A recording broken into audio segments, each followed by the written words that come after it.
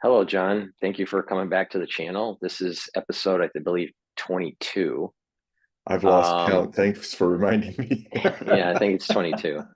And I just want to remind the audience, please make sure you click the link to get to John's website. I have the link in the description of this video and all my videos that I've done with John. There are actually three links there that you can click to get to his website and sign up for the periodical, sign up for a reading. We'll periodically remind you to click the link in this recording. But please go to the website, take a look at his offerings. So, John, a lot has happened since we last talked.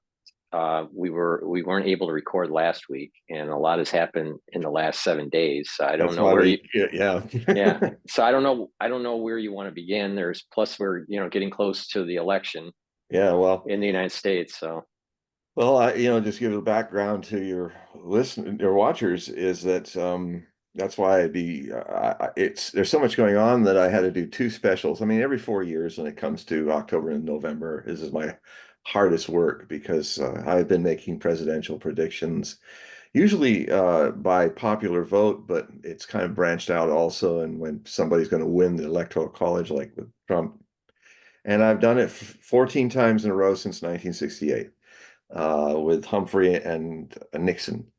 And I'm now trying for my 15th attempt at my winning streak. And because of that winning streak, a lot of people want to interview me and it gets busy. But it's been so busy now with the third world conventional phased war and other things that I had to do a monster special that looks at the last quarter of this year into the next year, with some of it going as far as 2026 into 2026, some of the things, especially dealing with the astrology of the future of Israel and which is currently under the grip of a very powerful conjunction of that because it's on Uranus and Taurus. It's also affecting the Israel's birth sun, which is 23 degrees Taurus. And it should, though, because of the end of the great cycle of um, the American cycle of Pluto, which our country has for the last 248 years existed born under the Pluto Capricorn 29 degrees birth position on July 4th, 1776. And we finished it. And all this stuff happened right as we've done the seventh pass of retrograde direct course, before it goes launching off, which it will do, I think, finally, right after the elections, launching off into another 248 years around the zodiac before it touches Pluto again. So we've ended a great epoch, which Pluto rules epochs and great cycles. And this is like a grand generation of American existence. And now we're kind of going through this death and potentially redefining rebirth, although, and it really will depend very much on who gets elected, where we're going in this. It could end up being the beginning of the painful end of the hegemonic era we've been in for some 34 years since the end of the last Cold War. But that's going to rapidly decline now. And really, some good news, folks. We're going to love not being a hegemon anymore. It's very unnatural for Americans to be an imperium. It's just not our nature. And so I tell you, it's going to be a little painful and may even be a little like an implosion of the Soviet Union was for the Russians. But what's if we can just bear down and get through it and come home from all these foreign engagements, which is so expensive. We have no money left for, we're giving money to Ukraine, we're giving money to Israel, we're giving money to everybody. And we have things that need to be nation built here. And so this whole military industrial complex addiction that the country has is very toxic and it must end, or we will end. This country will break up. The United States will be the disunited states. in the next 4 years. And we may from that have to even either be in a cold civil war or a hot civil war. So hopefully, and a much more chaotic one, scattered through the states than what happened in our last civil war. And then there's a lot of American prophets and other prophets that have talked about this potential, the break of the United States. It's certainly, if it doesn't break up, we are in a cycle where the linking verb is changing. The United States is, which is what we called it before the Civil War happened, after the Civil War happened. Before that, we call it the United States are, invoking some more sovereignty of states over federal government.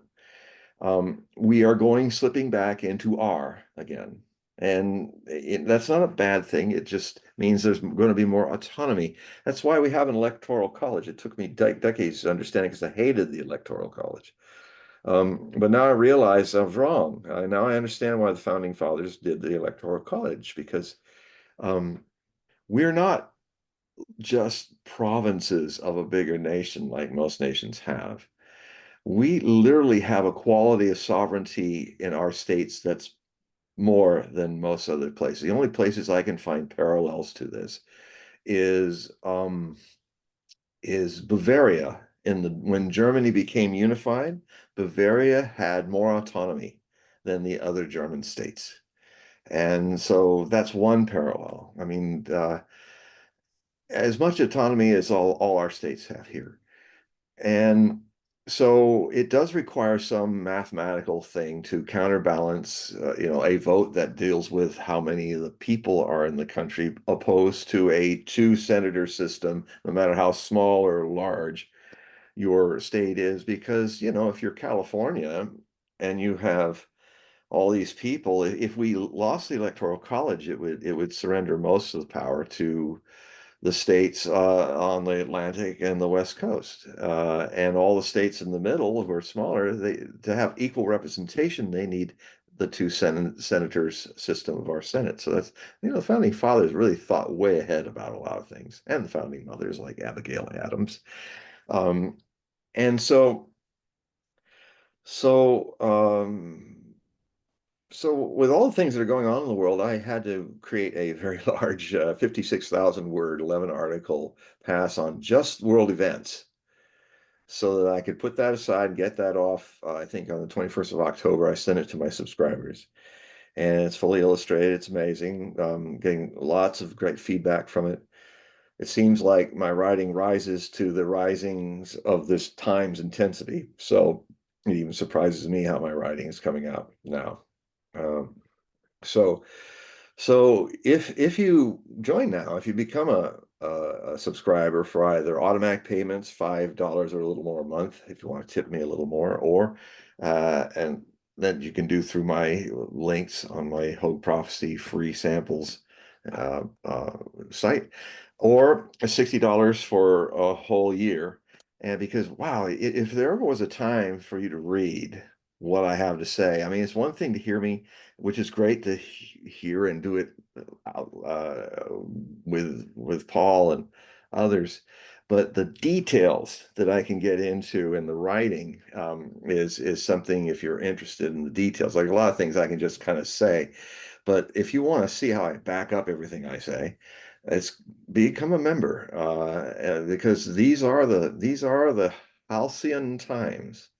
These are the times where we are literally entering changes that are going to be the biggest changes in 500 years, what's left of this decade. So huge changes. And we'll talk a little bit about some of that, like what happened at the BRICS summit, the most significant summit. Future will see this. The most significant summit in the last half millennium happened in Kazan, Russia, uh, in this month, last week, I think. But you wouldn't know that if you were looking at the mainstream media and other places, because what I provide in a futuristic view of world trends is context. And I also provide history, because history is a context of why we did something back then. We're doing this stuff now. And in our day and age, to the threat of our future existence, our press is completely devoid of context. So it's very easy to judge the Russians are this way, or the Chinese are that way, or we're this way. And because there's no context, it's all babble, Tower of Babel. And if it doesn't get clearer, if there aren't more free places where people can tell an alternative view than mainstream media, then we will fulfill the prophecies of seers like Bartholomeus, Nostradamus, and especially in this case, Stormberger, who said if there's a third world war, we'd walk with our eyes wide open into it. And you can only do that if you're misinformed or uninformed, mostly uninformed. So so this is really a great time. If you've got a yes for this, just go to hogueprophecy.com. And the links are here on Paul's page here. And consider donating to me doing this. There's no us. I'm a one-man magazine. I'm the editor. I'm the boss. Anyway. So just come to me and check it out. And what will happen is you know you will see this new thing that I wrote in October, and I immediately started another 40,000 word magazine. I don't do this every day, but it's just because of this time. I'm doing another one that's solely on the presidential elections, uh, looking at the astrology, looking at the intuitions, looking at the Kabbalistic number 47 and what that means for a president having 47 as their vibratory number, and which is pretty challenging, especially if it harmonizes with the number 11, even more challenging. And so there's stuff like that. So a whole lot of prophecy. If you're into prophecy, especially these last two, this one I'm working on and the one I just did, which if you tell me when you donate, if you just put Paul C on it, and that'll immediately I will know to give you a free version of the previous one, and the presidential elections will come as you become a subscriber. So, and also another important thing for these kind of times is to do readings.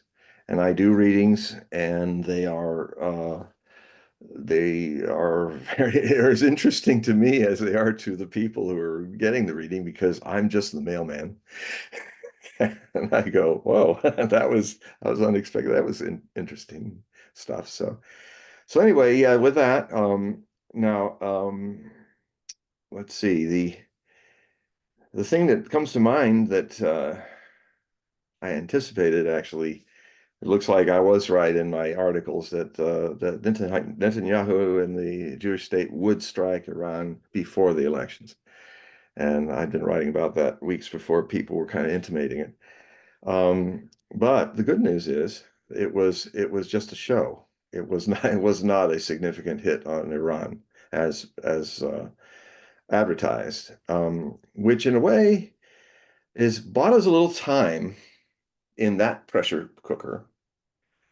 That is kind of the Israelis who started this escalation by doing acts of war against, like bombing Netanyahu's been trying to get a full-scale war with Iran so that the Americans have to come in and save him and use their might to defeat his number one, the head of the snake, or the head of the octopus, as some people say, of all the tendrils that go to Yemen, goes to Syria, goes to Iraq, goes to Hezbollah, goes to Gaza, and so forth. And the so we dodged the bullet of that, because there's a lot of prophecies in Nostradamus about a war with Iran that has America in it in the Persian Gulf, and we lose it and lose our fleet in it. And yeah, so it's one I had to write a whole book about it back in 2007, Nostradamus, the War with Iran. And then I've updated it in 2013. I updated it as Nostradamus' War with Iran, Islamic Prophecies of the Apocalypse, because most people don't know the very rich eschatological tradition of prophecy that is in Islam about end times. And it's important to note because a whole lot of people who are radicals in the Islamic world, in the Middle East, and primarily, are are trying to fulfill prophecy as per what is written in the Hadith by Muhammad, which is not the same as the Quran. It is not it is him as a man, not as a prophet, trying to counsel what he thinks Allah meant, So, but it's not a holy book, but it's a commentary that what people in the Ummah, the community of believers in the earliest days of Islam, were asking questions. And for 300 years, it was only passed along in an oral tradition. So, um, the problem with that is that, and which in these scholars in Ankara, actually in the capital of Turkey, are actually starting to, they've come with an interesting premise because their Arabic is so good that they're noticing how a lot of the passages are more extreme rather than moderate as they go along, and it's very clearly in 10th century dialect, not 7th century. So they have been taking those parts out and just trying to get it back to the 7th century, the 600s, mid 600s when Muhammad was alive. And a lot of it was considered like Wahhabists, and Wahhabism is a very recent interpretation of Islam. It's one of the newest. It seems that farther back you go is a much more liberal view of the Quran than it currently exists in a lot of different parts of Islam. And a lot of it also has the prophecies of Muhammad being a prophet predicting the end times of Islam. And what is very interesting about it is that you probably have heard, if you watch the news, you hear about ISIS K. People go, what is this? Special K? Like, is this some new Islamic Kellogg's or something? Is this a bowl of, here, eat some ISIS K for breakfast? The, the, what it is that when ISIS was scattered, and well, now ISIS currently, what's left of it is a weapon of the CIA and the United States in its occupation of northeastern Syria. And also in an enclave in Idlib is what's left of the attempt of Al Qaeda to create an Islamic State, which is now just all crowded in a little northwestern province of Syria called Idlib. And so, but there are the more actually probably there are people in northeastern Afghanistan that are ISIS-K. And actually, the Taliban is fighting them now because the Taliban is making agreements as a government to get the Belt and Roadway of China, the grand Eurasian African connectivity of all these continents, free of any ocean side blocking of the United States and its fleet. So um, they're one of the agreements with the Chinese is, please control the ISIS-K, in part because the ISIS-K, it sounds like they are also CIA based as well. But where it started was that you ever wonder why not Muhammad, but why Osama bin Laden, who founded the front, the Al Qaeda. Why did he go to Why did he pick northeastern Afghanistan, the most inhospitable, mountainous vastness of the Hindu Kush region? Why, Hindu Kush it means killer of Hindus. in Sanskrit. So, because of the pathways, that's where all the great Islamic invasions into the Mughal empires and and into the Indian empires came from that source. So anyway, it's like there's actually this is why it's important to read Islamic eschatological prophecy, because it's all about the predictions of the apocalypse as the Islamic people see it. Um, Muhammad was asked by a believer, what do you think will happen uh, when when that final time comes? And it's elaborate, but just put it in shorthand. Um, he he basically spelled out everything that happened in the early part of the 20th century.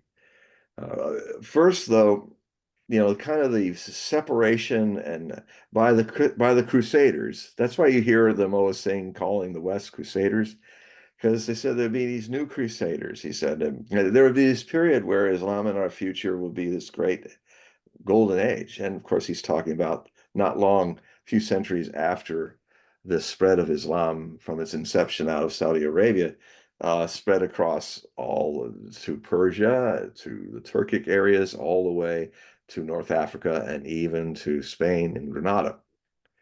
And at that time, it was a kind of a unofficial empire of Arab culture and Arab science and arts. It was their Renaissance. Um, well, it wasn't. It was not a resurgence, a renaissance. It was the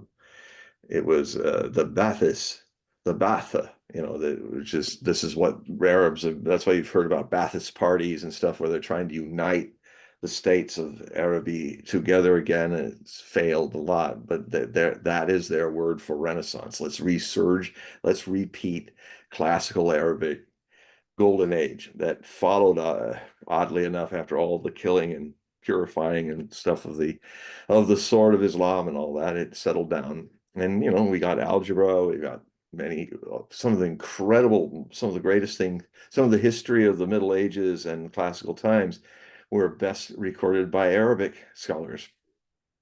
Much of what the West gets about knowing about Rome and all this from Arabic scholars. And some of the greatest books in history, literature came from Arabic scholars during this time. Um, and like the Seven Pillars, and also the great Ali Baba, the great stories of this and that. And Baghdad was the jewel of that crown of capitals at that time. And so, but then with time, the Ottoman Empire dominated most of that region, and actually that even though it was a bit of a tyranny, it did cause a long period of peace through those regions. But when the Ottoman Empire collapsed, um, then it sounds like Muhammad was talking about that, and he was talking about there would be unwanted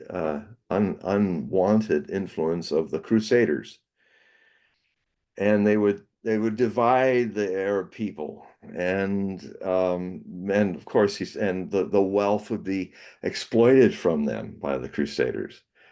And I mean, you got to remember that Muhammad was in the 7th century, so even the classical Crusades were 300 years ahead of when he was saying these things.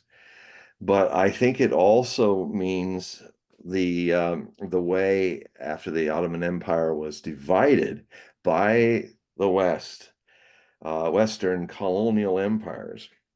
They did try to divide it when they were drawing the new map, which even Lawrence of Arabia had something to do with. And he seems to have been referenced in these prophecies too, where they wanted to make sure that as oil was being discovered as the new great resource. They wanted to make sure that as few Arabs as possible had most of the oil. And they were able to achieve that by cutting off Kuwait from Iraq. And Saudi Arabia had a very small population then. Um, And they did this, but they could not. That's why Iraq became the trouble spot for the Western interests, because Iraq is populated, and it has one of the major oil areas. And so a lot of the tensions that led to wars, that led to a fight with Saddam Hussein and all that, was really the neocons trying to seize and control the oil interests of the United States and the Western world's industries when the first Cold War ended in 1989. And that was because of that, that was the cause of the growth of the neoconservative movement, which was a way of how, if we don't have a Cold War financing our wars, how can we create another way to keep the wars going?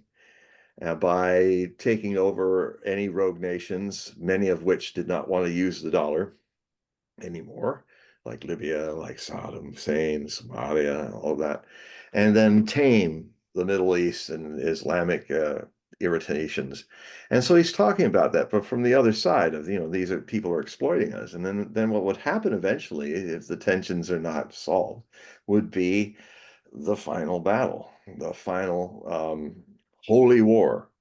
And it will, he said, the black flags of the believers in their black, dressed in black turbans, would issue out of Khorasan, Afghanistan. That is the northeastern corner of Afghanistan. That's why it's called ISIS K for Khorasan. Now, everybody in the Islamic world knows this, but nobody in the West seems to be even care about it. But this is why this feeling that it's a lot of people in the Middle East, especially, believe that these are the end times, where this big struggle would happen. What would eventually happen is that, I mean, you have the Shias have a slightly different version of it, but they're kind of along for the ride as well. And the Shia believe that there was a kind of epilogue prophet called the 12th Imam. And he was born in Samarra, Iraq. And when he was 10, when they're trying to assassinate him, probably the Sunni Caliph was trying to assassinate him because the Shia are the largest minority in the vast sea of the Sunni, the people of the main path.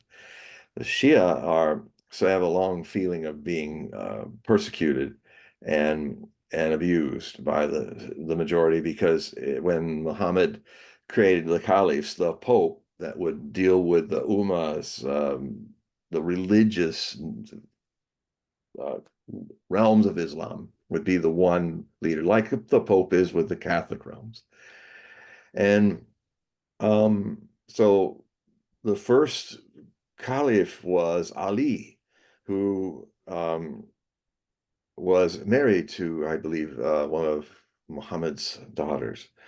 And so by that, he got resistance from other people who eventually created the majority Sunnah. See, the Shia, as I understand it, saw it as a holy bloodline, that the descendants of Ali came from the blood of Muhammad, through the sister, through the daughter. And this is a very simplistic way of looking at all this for all Muslims that are listening. I know it is, but for those who are not educated on this situation, the one of the biggest main issues that divides the majority from the minority Shia is that they have saints, and they make images of them, and which is against what a lot of people think. The Quran, Allah is not to be made an image of. Muhammad, at best, if you must make an image of him, you put him in a veil. Like, you'll see some of these Arabic paintings when you see a Muhammad and you don't see his face; he's in a veil with his beard coming out from under it. Um, because to actually paint Muhammad is kuf, it's blasphemous. Um, so um, he so there was a fight, and Ali was martyred, and then the Sunnis took over. And then this was very early in the Islamic world. They had their Protestants versus Catholic problem at the beginning of Islam, and it's still ongoing. Although in this battle with the Crusaders and the Jews in Jerusalem would return. Al-Quds is what it's called in Arabic, to Arabic people, Jerusalem. Jerusalem means city of peace. Pretty, not really always a city of peace. Jerusalem has been sacked and razed to the ground 8 times, and maybe a ninth is coming in our time with all that's going on. So it's a hope, it's an aspiration, but Jerusalem is not gotten there yet. But we always hope it will try and succeed. Um, so all these people coming in a horde out of the mountains of Khorasan in on their horses and marching in their ranks in phalanxes of swords and black flowing outfits and all those flags that we see today, the black flags with the white lettering of there's only one God but God, and Allah is his prophet in Arabic. Uh, this Muhammad saw. And he said that the believers, what would happen is um, half the believers would betray Islam and go to hell. The other third, I'm sorry, a third. The a third would be martyred, and the surviving third would be there to live in the purified world. Um, so, and it basically comes to this big holy war that comes through Persia all the way and ends at the Temple Mount, which is as holy to is the third most holiest sacred site of Islam. Medina and Mecca, or Mecca's first, Medina's second, is the Temple Mount in Jerusalem, is Al-Quds is the third, where the idea is Islam faithful believe that when Muhammad died, he mounted his horse on the Temple Mount and ascended to heaven from there. Um, and so, in honor of that, Al-Aqsa Mosque was built, I believe. Oh, well, it must have been before the Crusades, so way back, I think. And then later, they built the Golden Dome, the Mosque of the Golden Dome, which is kind of this era of Jerusalem, a kind of a real skyline, emblematic of Jerusalem. Is that beautiful Golden Dome. But what Israelis believe is that this mount belongs to them because it's where their first and second temples were built and destroyed and built again. And many believe now, in fact, I'm always concerned I'll wake up someday and I'll be watching their bulldozers tearing down Alaska and bulldozers tearing down the Golden Dome because of the religious messianic fever that is also in the Jewish people of Israel under this new, Zionism is getting religion now. It didn't used to have that, but now this whole idea of the possibility of taking care of all our ancient enemies at once with the help of our neighbor, the United States, um, is possible. Now, this is crazy, but almost in a faith move rather than with reason. This is why Netanyahu and his cabinet have pushed for 7 fronts. They're fighting wars on 7 fronts. And the ultimate thing is to drag in Iran and tempting it by outrage after outrage. And so this escalation ladder that started in April Fool's Day, ironically, when Netanyahu openly committed an act of war by shooting missiles from an Israeli F-35 fighter bomber into the embassy in Damascus and the Iranian embassy, and that is Iranian territory. So if you destroy if you destroys anyone's embassy, according to the I think it's called the Vienna Law or something after World War II, that is an act of war. And he knew it and he made it because he wanted to provoke Iran to fight. So Iran did in around 13th of 14th of April, a lot of time zones between here and there. Um, they made a demonstration and they warned the Israelis after sundown on Sabbath. They made a demonstration to show that they could reach out and touch them. Well, the Israelis did a very minor reaction with another big threat. Well, we're going to really hit you hard. And then they only did in country some of the non-Persian ethnic groups that are rebelling did a little stuff with some drones and maybe blew up one Russian radar station. And then, so that was it. But then, so that was the last time that we had this kind of, okay, where we are now. But unfortunately, since then, it's this whole story of escalations by crossing red lines that people have never crossed before. And the problem with that is that, yeah, you cross a few lines, like you hit the embassy in Iran, which is outright war crime, cause for war. Iran was in its rights to strike back, killed a bunch of Iranian soldiers and embassy people and some high-ranking generals that were under the safety of being in an embassy was not respected. So then what's happened is every time, so Netanyahu did a campaign of assassinations of leaders. And that's what happened over the May, June, July, and August. And so in October 1st, especially when um, Nasrallah, Syed Hassan Nasrallah, who has been the leader of the Hezbollah uh, movement since 1992, when he took over from someone who was martyred.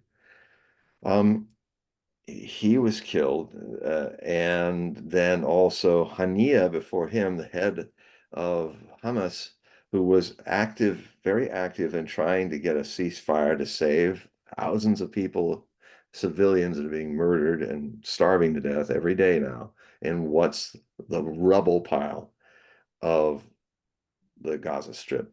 And so we have a full-blown genocide going on that you won't hear much about in the U.S. press because it's rather influenced by AIPAC and Israeli interests. So, but if you go on the alternative media, if you go on X, you will see a lot of things that you will not see in your evening news that are going on and are important for your future to know about because your country, America, is going to be dragged into this, and it could go nuclear because Israel now it's out of the bag with the leaked. Uh, some people leaked the top secret stuff that Israel gave to America and other allies, which now makes it confirmed that Israel is a nuclear, though rogue nuclear state. And so that they build bombs and they have atomic weapons. Some people think as few as 90, some people think as many as 300. Um, it all happened in the 1960s. And so, when you're the only nuclear power in a region, it's a very destabilizing situation. What's more, it's a lesser evil is if you have responsible powers in the region also as nuclear powers, so that you do not do what the Soviet Union and the United States successfully didn't do throughout the long 45 years of the first Cold War, did not, they had mutually assured destruction. Nuclear weapons were deterrents.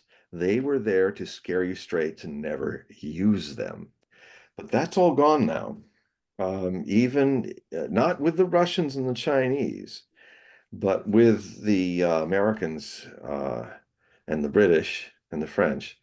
They're kind of openly talking about that we can use these weapons. I mean, why do we have all these weapons if we don't use them? Said Madeleine Albright one day, shocked the people in the 90s when she said it. But now people can say that. It's like, yeah, why not? Uh, They will go with open eyes into these catastrophes, said Stormberger. You are those people unless you start opening your eyes and look what's happening. And that's kind of what I try to do with my Hogue Prophecy reports and being on this show. It's that Paul's graciously allowed me to be on and see you all. And these are the things that are important. And so on October 1st, Iran hit hard, a harder demonstration with about 200 missiles or more. I watched it live just by chance. It was happening, and I saw the whole thing before it could be edited. And they they pounded Nevatim and Tel Nof airstrips. They were pounded. There were at least 32 hits on Nevatim.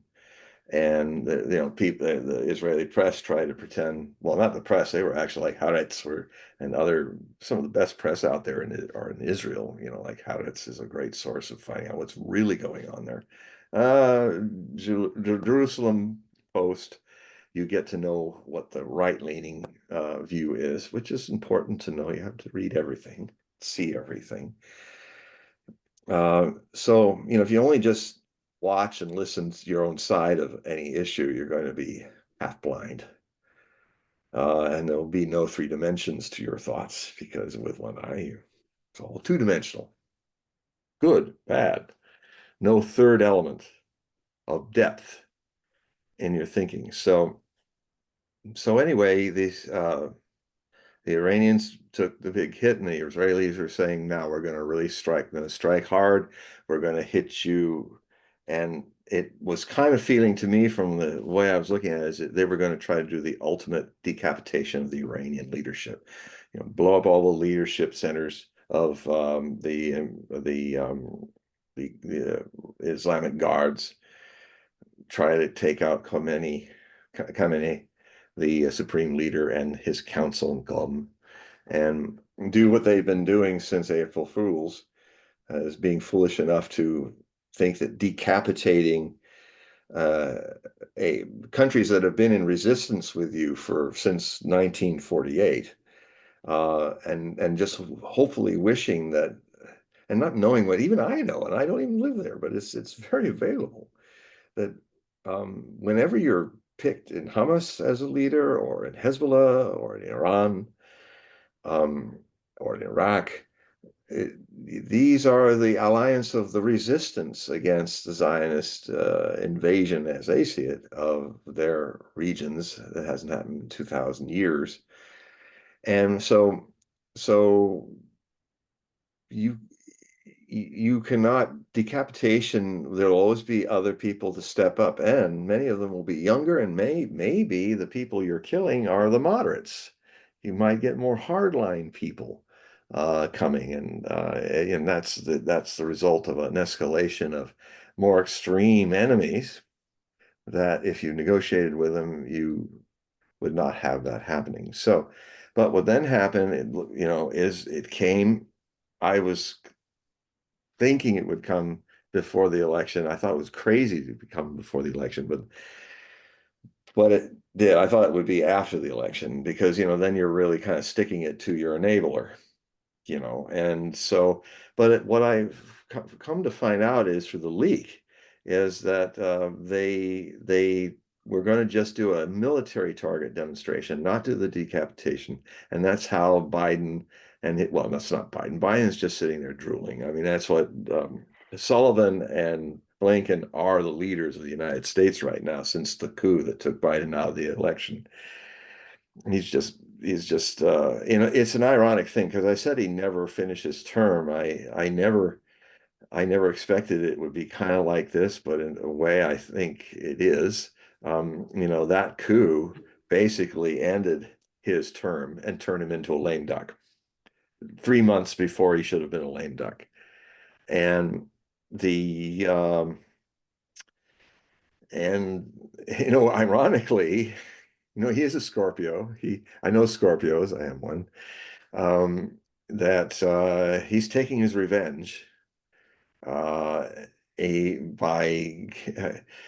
getting on TV just when Kamala Harris was supposed to have a big, all the TV networks were on her. Suddenly, they all pulled away from her, and it was Joe Biden walking in live into the press conference, which he had not done in nearly 4 years, and did an impromptu press thing where basically he was saying, "Oh yeah, I just want to say I really support Kamala Harris. She has been in everything I've done in these 3.5 years. She's signed on to everything I've done." Um, and so it was his tricky way of, because she's trying to say, no, I'm different. And there's a lot of pressure about her saying, well, all these wonderful ideas that you did you do word solids about. Why haven't you done them in 3.5 years? Why didn't you pressure Biden, fight with him, and get it right? So, and then here's saying, oh yeah, she signed on to everything. So it's a bit of that's the reprisal, because he was pissed off about what happened. And when you piss off a Scorpio, he does not, he might have not many brain cells left, but never do something to a Scorpio. Linda Goodman said this in her book, wonderful books on astrology. It, beware if you've done something to a Scorpio where he just, with his plutonic stare, his inscrutable and penetrating eyes says, I'll remember this. Don't ever do that. Don't ever get to a point with a Scorpio where they go, I'll remember this, because they will, and something will happen to you. So, this is the more reptilian Scorpios. I like to think I'm one of the Phoenix, because I had to be, because I have double Scorpio rising and sun, 5 degrees, sun in all in 12th house, the ascendant conjoined with Venus in Scorpio in its fall, and Saturn in Scorpio. So, when you have a chart like that, you have to listen to the planets of your higher nature, or you just don't make it. So I've come through the gauntlet of it. But I do understand when I did Biden's astrology 4 years ago, it was like I understood, because he has a lot of stuff in the 12th house as well. So is Hillary Clinton. Actually, Hillary Clinton has a very similar chart to mine, so I get her. I get where that goes wrong too. So because she's also Scorpio, early period, almost cusp to Libra like I am. And so the the Israelis attacked. I watched it. I watched it happening a few days ago. What amazed me in first impression was see how they did it is they launched 100 jets, um, and they weren't going to fly over Iranian airspace. What they did is they go over Iraq without permission, but what are the Iraqis going to do? They go over Iraq, and as close to the eastern part of Iraq, that's when they launch their missiles out of Iraqi airspace and hit targets in Iran. Now, I've been saying a long time from my sources that, and it feels right. That's how I do my medium work. I read the world, and people say a lot of things, but I've noticed and took note of when this thing happens. It has this, oh, that's happening. Oh, this isn't happening. That's happening. I don't know how I do it, but it's, don't ask a millipede to how he walks on 500 legs on either side of his body. It's just like, it, my job is to get out of the way and be available. That's all I do. And then all this stuff happens. And it's usually been pretty accurate, about 80%. So anyway, they launched their missiles, but they were running up against Iran for the last several months has been stockpiling with Russian crews S-400 anti-ballistic, anti-missile, anti-aircraft, the top of the line of missile of air defense on the planet, and also S-500s from Russia.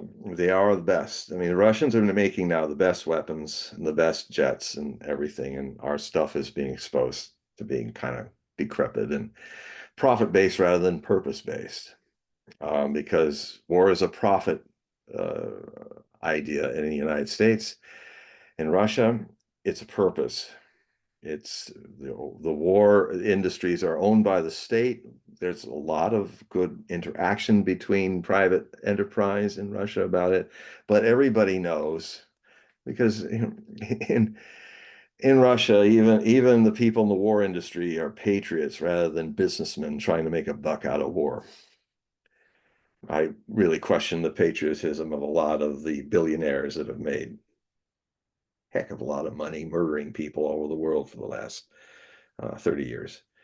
Um, it's a racket. And it's proven because if they love the country, would they create stuff that breaks down all the time? And because you build stuff in America and war business to break down all the time, because then the whole life cycle of anything that is bought at the top price will keep giving you money because they build them in such a ways that they're doing too many things, or they're probably cook you eggs while you're flying and shooting at somebody, and it just breaks. It's too complicated. And the Russians realize simple is good.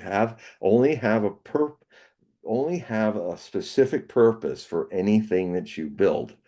Don't make it have be burdened to do everything. Be a jet fighter, a fighter bomber. No, you have jet fighters and fighter bombers as separate, not the F-35, which is trying to do everything. And, all the F-35s on the planet Earth right now, three-quarters of them at any one time are in the shop being repaired. They suck. And they're the most expensive jets ever made. So a lot of people made a lot of profit, but their idea of purpose really sucks. And it's all been exposed by the fighting that's happened. And what's also happened is the rest of the world that is getting tired of being sanctioned, using the US dollar as not as a thing to bring wealth and stability to the world, but a thing to bring sanctions and chaos to the world. Well, they're all moving to the Chinese and the Russians to get their weapons, and which are made for a purpose. And so, Israel has bought into all the American expensive weapons. And so anyway, they were smart not to. I mean, next time if they make this attack. So anyway, the attack came, and I was watching how you could see the missiles coming horizontally over the skyline of Tehran. And so you could hear they were shooting and doing things, and then you see like a whole cloud of missiles going straight across, and then suddenly it's like going pop, pop, pop, pop, pop, pop, pop, and they disappeared. Literally shot them all down efficiently. And I was saying, wow. Now Iran has also some very well-made anti-aircraft stuff, but what happened is the Israelis talked about how they hit 20 targets. Well, maybe the missiles got there, but most of them were shot down. And there was just only 2 to 4 Iranians killed. And there were some areas. There was a big fire that could have been the missile place that makes drones and missiles outside of Tehran. It looked like they did some damage there. And I also saw some footage that was snuck out of Iran in the same area, and some of the stuff hit. But compared to what they did in October 1st, it's nothing. It's a scratch. So I keep monitoring, and when I look at the satellite links of the bases they claim to have hit, I don't see much of anything damaged. So I can't say the same for what I saw at Nevitim from space and Tel Nov from space. So the good news is that the supreme leader and the Iranians people, you almost feel it. After the missiles hit that very same night, the airport reopened again, and it was just an hour of stuff, and then it was like everything opened up again like it never happened, and it was almost the defiance was, we're just going on with our lives.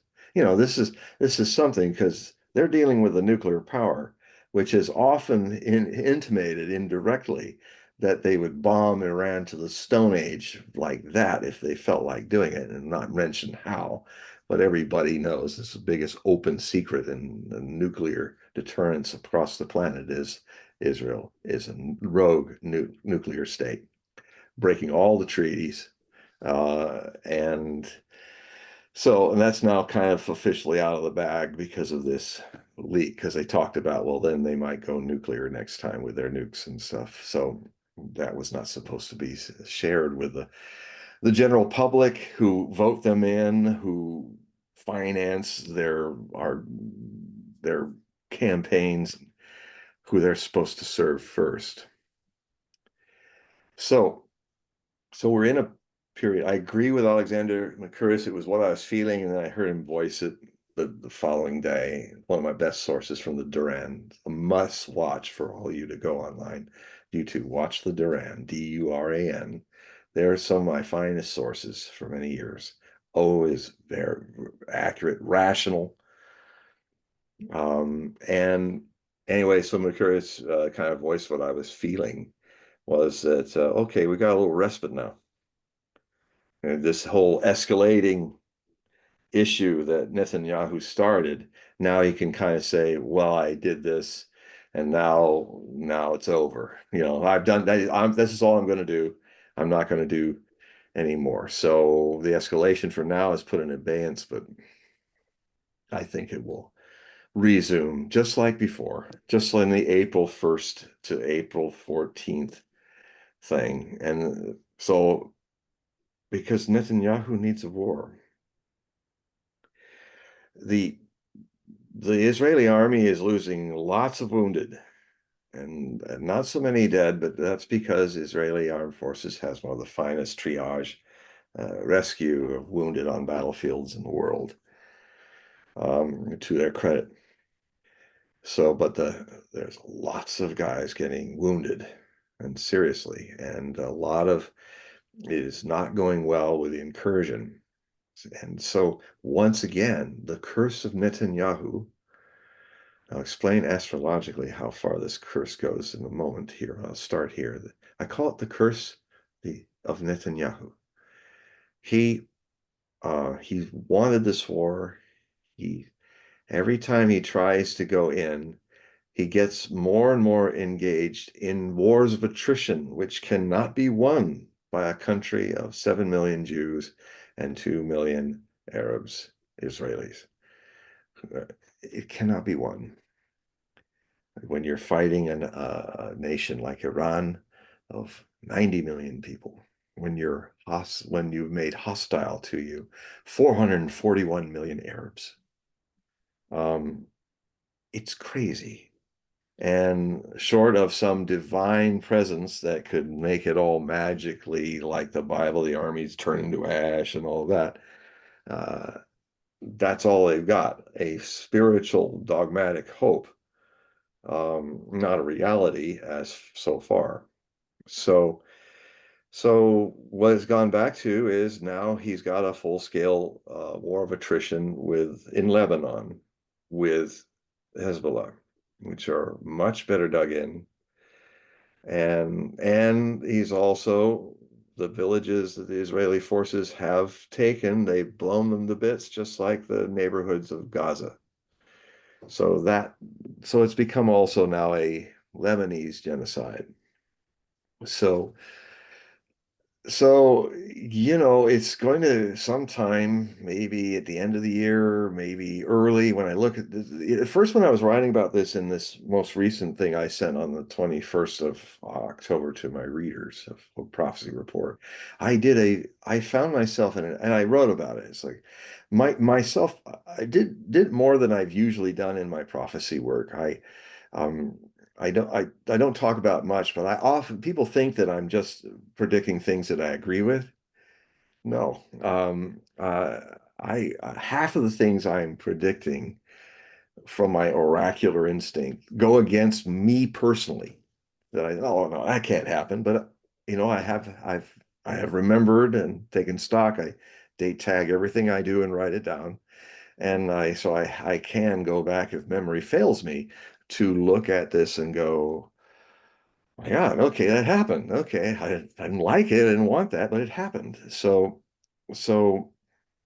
um, I had this feeling that this whole thing my personal feeling, not my oracular experience, was this is all just going to come in ahead before or around the election, and it could end up with everything exploding in the Middle East and being a real mess. But the oracular part of me was saying, oh, this is going to be a long war. How? Can't be. How can it be a long war? It's going to be a long war. And then I started doing the astrology. And I could see what's going on with Israel and on all these fronts and with Iran. It could last into the last half of 2026. It could be that long. So now, and so that's what's, but it's hard to go through it verbally, but you can see, and it's all about this gripping conjunction. Uranus is transiting through the region of Taurus right now in its detriment, in its fall. So that means the ruler of Aquarius, the air sign, the sign of humanitarianism, revolutionary ideas, freedom, individual sovereignty en masse, is in the worst, it's in its opposition planet, Taurus. So it's as far removed from where it likes to be than it can ever be when it's going around the zodiac. So it means literally revolution now in the Taurian earth, grounded, muddy, rocky, resistant, stubborn place is literally revolution turned against revolutionaries. It's like is why the deep state has been so efficiently over this long transit, which I think began in 2011. A revolution, humanitarian advances in revolution has been turned on its head and by the establishment, by the establishment having a revolution in censorship, in shadow banning, in um, Citizens United, and where corporations become equal people to you, only you don't have the trillions of dollars they have to buy politicians. And so, literally so in this dark time of Uranus being in its fall, its detriment, it's specifically right now having a huge impact on this end time of one American age into the other. This is Capricorn, 29 degrees. Um, Pluto is now, and it should be with the Israeli birth sun sign, should be in a wonderful trine. And Uranus being conjoined with that sign should be something very harmonious. But I'm seeing it's I'm few astrologers really go here because they kind of get stuck in trine, good, square, bad, Saturn, grim reaper, uh, rather than Saturn. He limits your illusions. He's actually your friend. If you love truth. But if you want to live in a dream, an illusion, you'll hate Saturn because he's always compassionately throwing you out of it and saying, no, no, that's all a dream. Why don't you live life as it really is for you? And so I'm kind of being a heterodox with astrology. I'm starting to say things like, don't just call oppositions that when planets are opposed to each other. Don't just call them that because that's just half of it. If you have opposition, you have attraction. So, it is about finding harmony. These are the points in your chart, whether you're a nation or a person, where you're trying to find a balance. I would call it balancer opposer.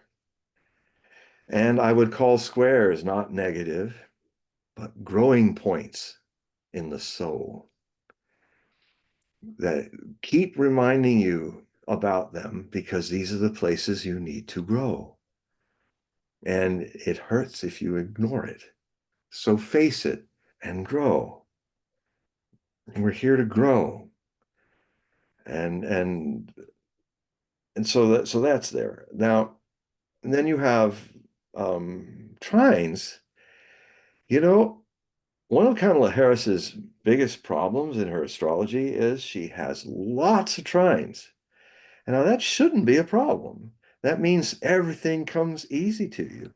Yeah, it does come easy to her. Like, here's a person who couldn't even win a single vote in 2020 during the Democratic primaries, who in 140 seconds, Tulsi Gabbard deconstructed her whole game with truth bombs in the first debate. And rather than face it, the next morning people were talking to her on, well, what did you think about Tulsi Gabbard coming after you? And she just said something smarmy and didn't answer the question, which that's one of the few consistent things she is. She never answers the questions. She moves, she averts them, and she's not very good. She's not a good politician. She might have been a workable, good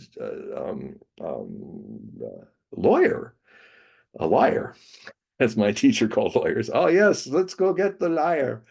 Um, but she hasn't. Her political skills are just not there, and she's very insecure. That laugh is a classic psychological tell for somebody who is laughing too hard because they are insecure. Oh, everything's fine.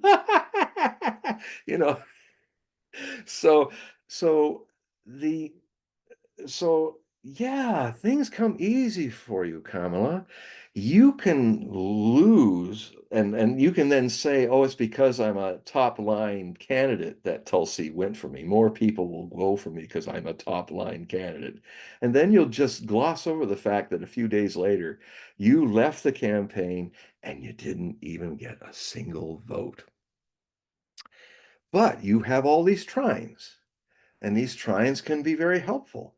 Out of the blue, you've got the kingmaker, Barack Obama, just like the queenmaker, Hillary Clinton, who are your two mentors. Here steps Barack Obama. He pulls you out of oblivion, political oblivion, and he picks you to be the vice president.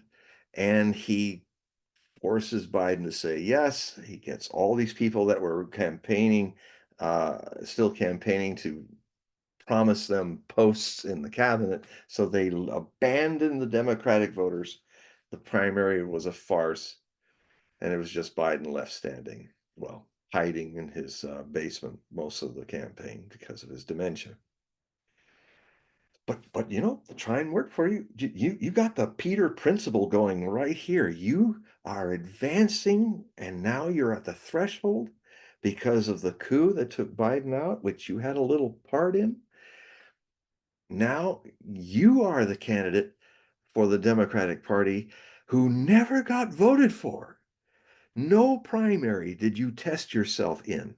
You just dropped from base one to home run without an effort. That's what too many trines in your chart will do for you. Everything's too easy. You don't earn it.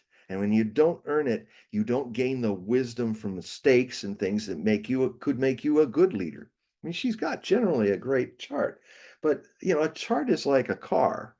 You know, it shows you, it's like the Kelly Blue Book of astrology as your body mind vehicle. But if the soul has got an affliction which shouldn't be an affliction, too many trines, where everything's just easy, then you never earn anything until you reach too far.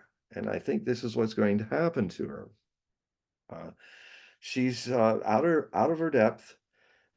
She's completely alienated men with what she's doing. The men are leaving in droves.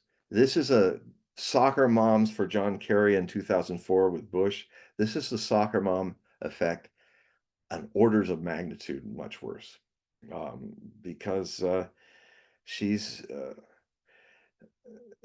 you know, now if Tulsi Gabbard hadn't been kicked out of the Democratic Party, it might have been Tulsi Gabbard that Trump was going against, and he might have lost from her, because a lot of men are pulled to her strength and pulled to her femininity with authority, not, you know, I mean, I personally was turned off to her during the first debate she had with Trump. Very dumb of her to be doing this, where they have the camera with her on one side and Trump talking, and she's making, you know, all these little things that tell you, as a man, if I go out on a date with somebody like that, that's over. You know, this is just like a real turnoff. Something like, yeah, yeah, yeah, you know, it's just I don't fall in love with cartoons called women. I fall in love with women, and that's just how I feel as a man.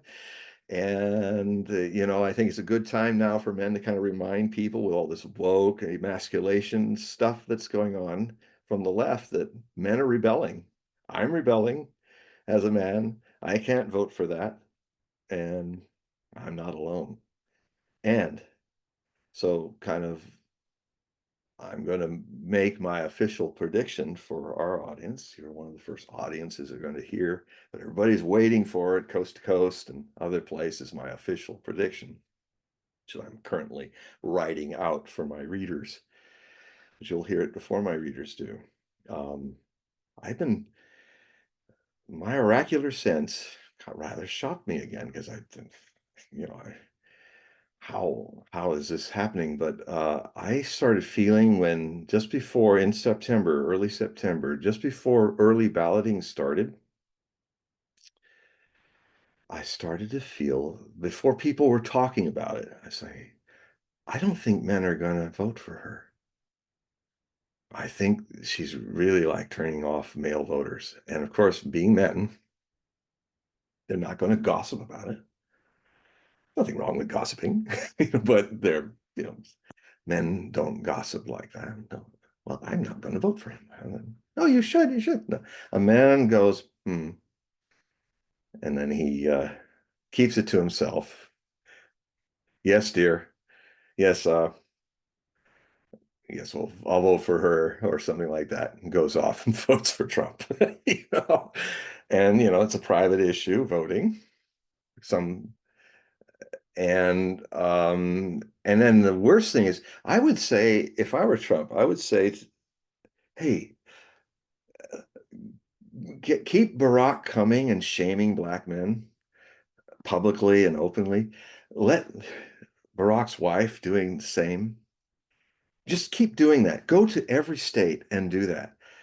You're helping us so much because, when you shame men, it shows you don't respect their opinion, and that your opinion has to be theirs.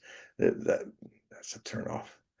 And so men have just about had enough of this. And then here you have Barack Obama sitting there, and it's the first time he even talks in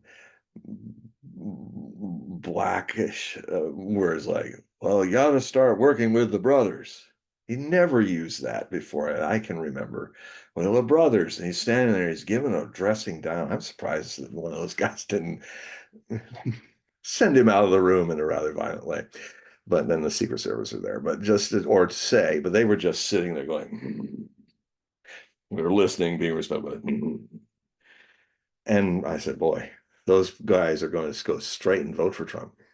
And and and the black women too are doing it. They're just, they're sick and tired of the Democrats pretend leadership, pretending to be massa. No, you are our property, politically speaking, you African American folk. We are massa, new massa. Obama is a new massa. And now he's dressing down his political slaves. And this is not me talking. This is the feedback I'm getting from a lot of black people about what's going on, and I'm with them. I mean, it's just like I think woke for white people is the same thing. That's why I'm always kidding them. And anyway, so it's not working. I mean, God, she was getting booed in a huge sports center because everybody had been told that Beyonce was going to come in Houston, and it turned out she wasn't. It wasn't they were saying we're going to have a concert, so everybody wanted to go to the concert, and then Kamala was going to say a few words, but it ended up they all went there, and it was just to see Kamala, and they were booing thousands of people, and she's like going.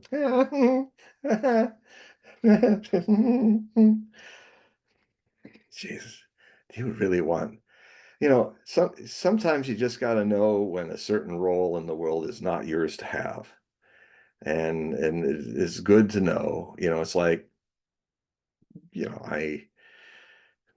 I couldn't be a NFL football player if I wanted to. I got as far as Pop Warner, Junior All-American. Yeah, that's it. But I saved my brain. So not too many knockouts. So, um, so I started feeling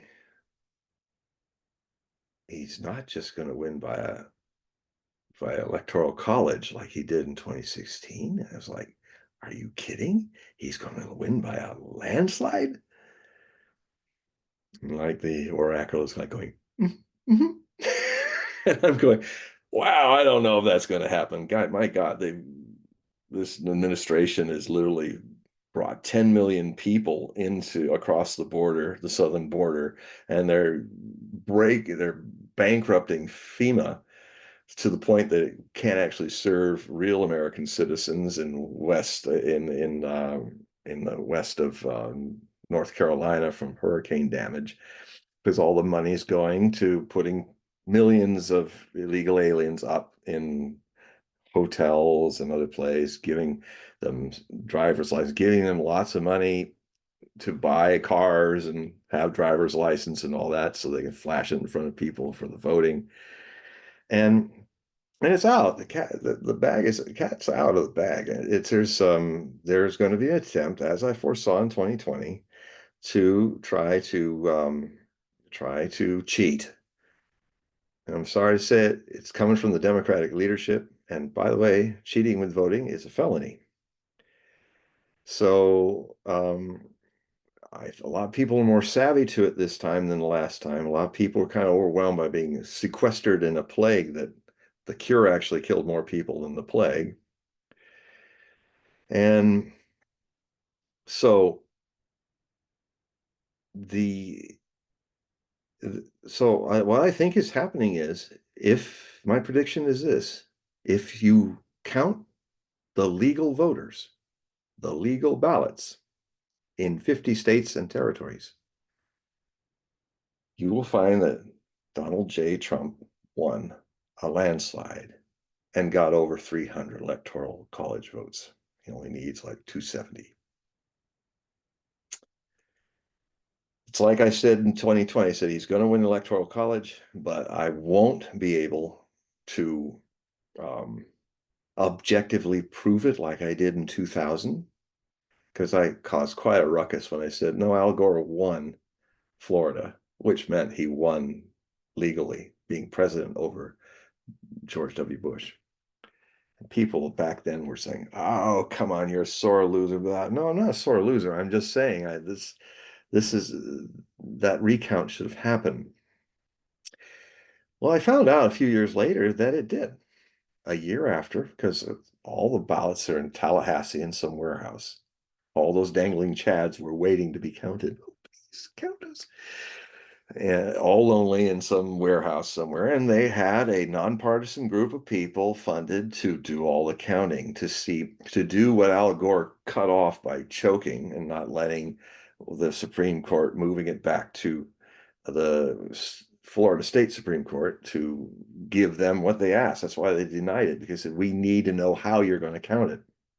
Well, we don't know how. Well, then don't bother us. Go back to the state and get the count and come back to us.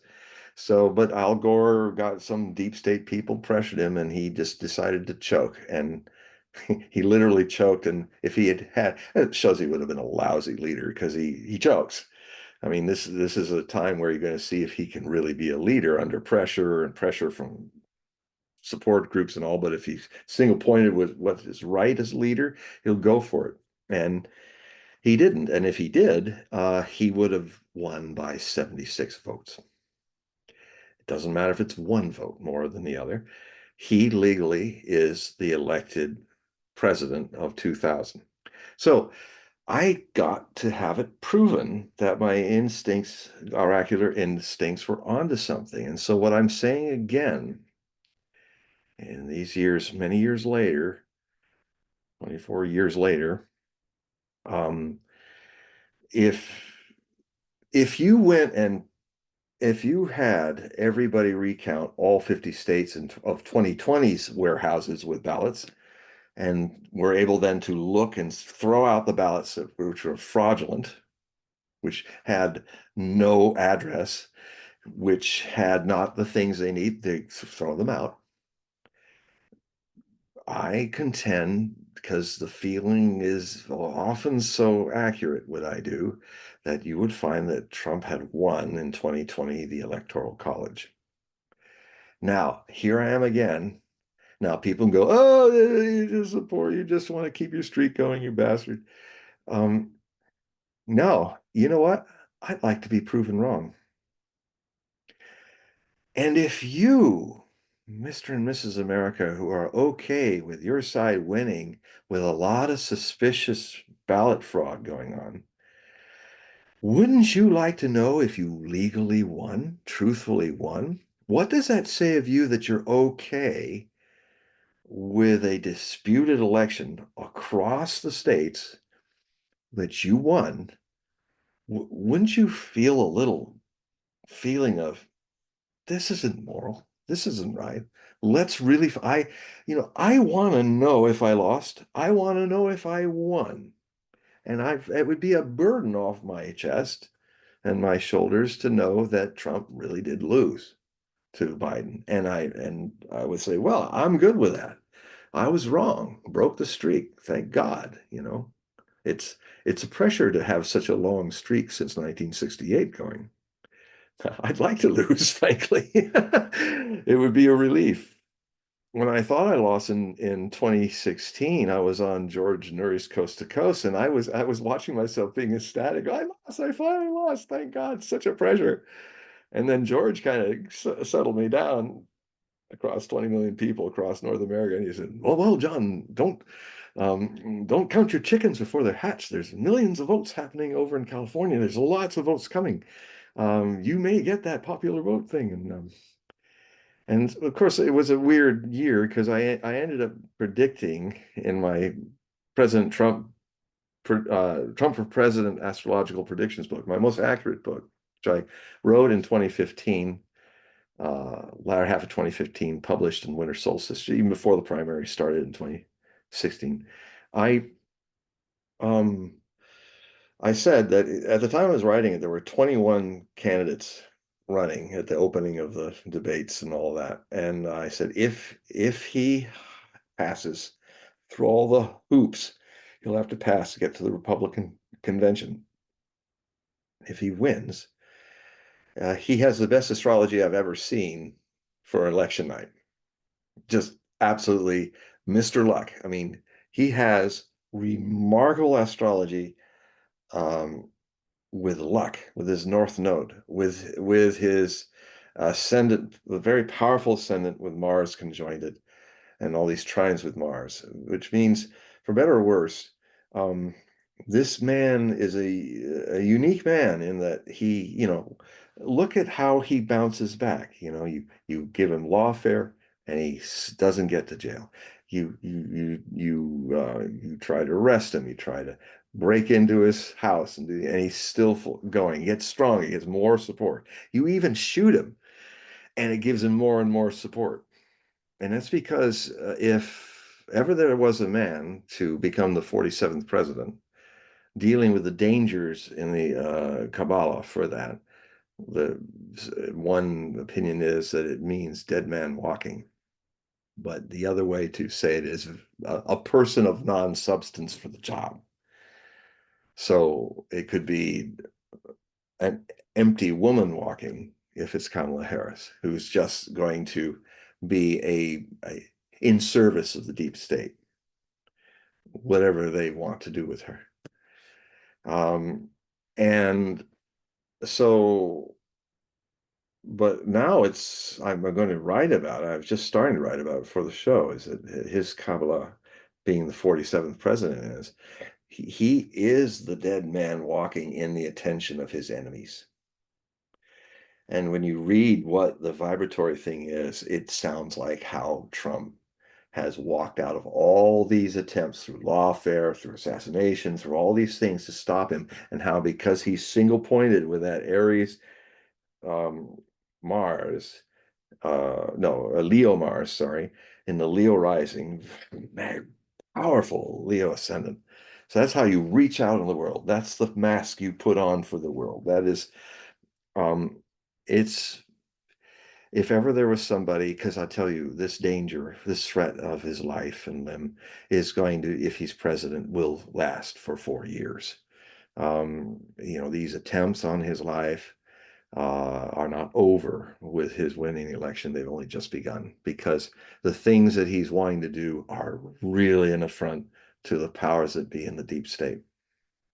I mean, this time, he's got Bobby Kennedy who's going to make the big pharma go down, with all the bad drugs and unhealthy food and all that that's killing the United States health-wise. We're dying from that more than wars.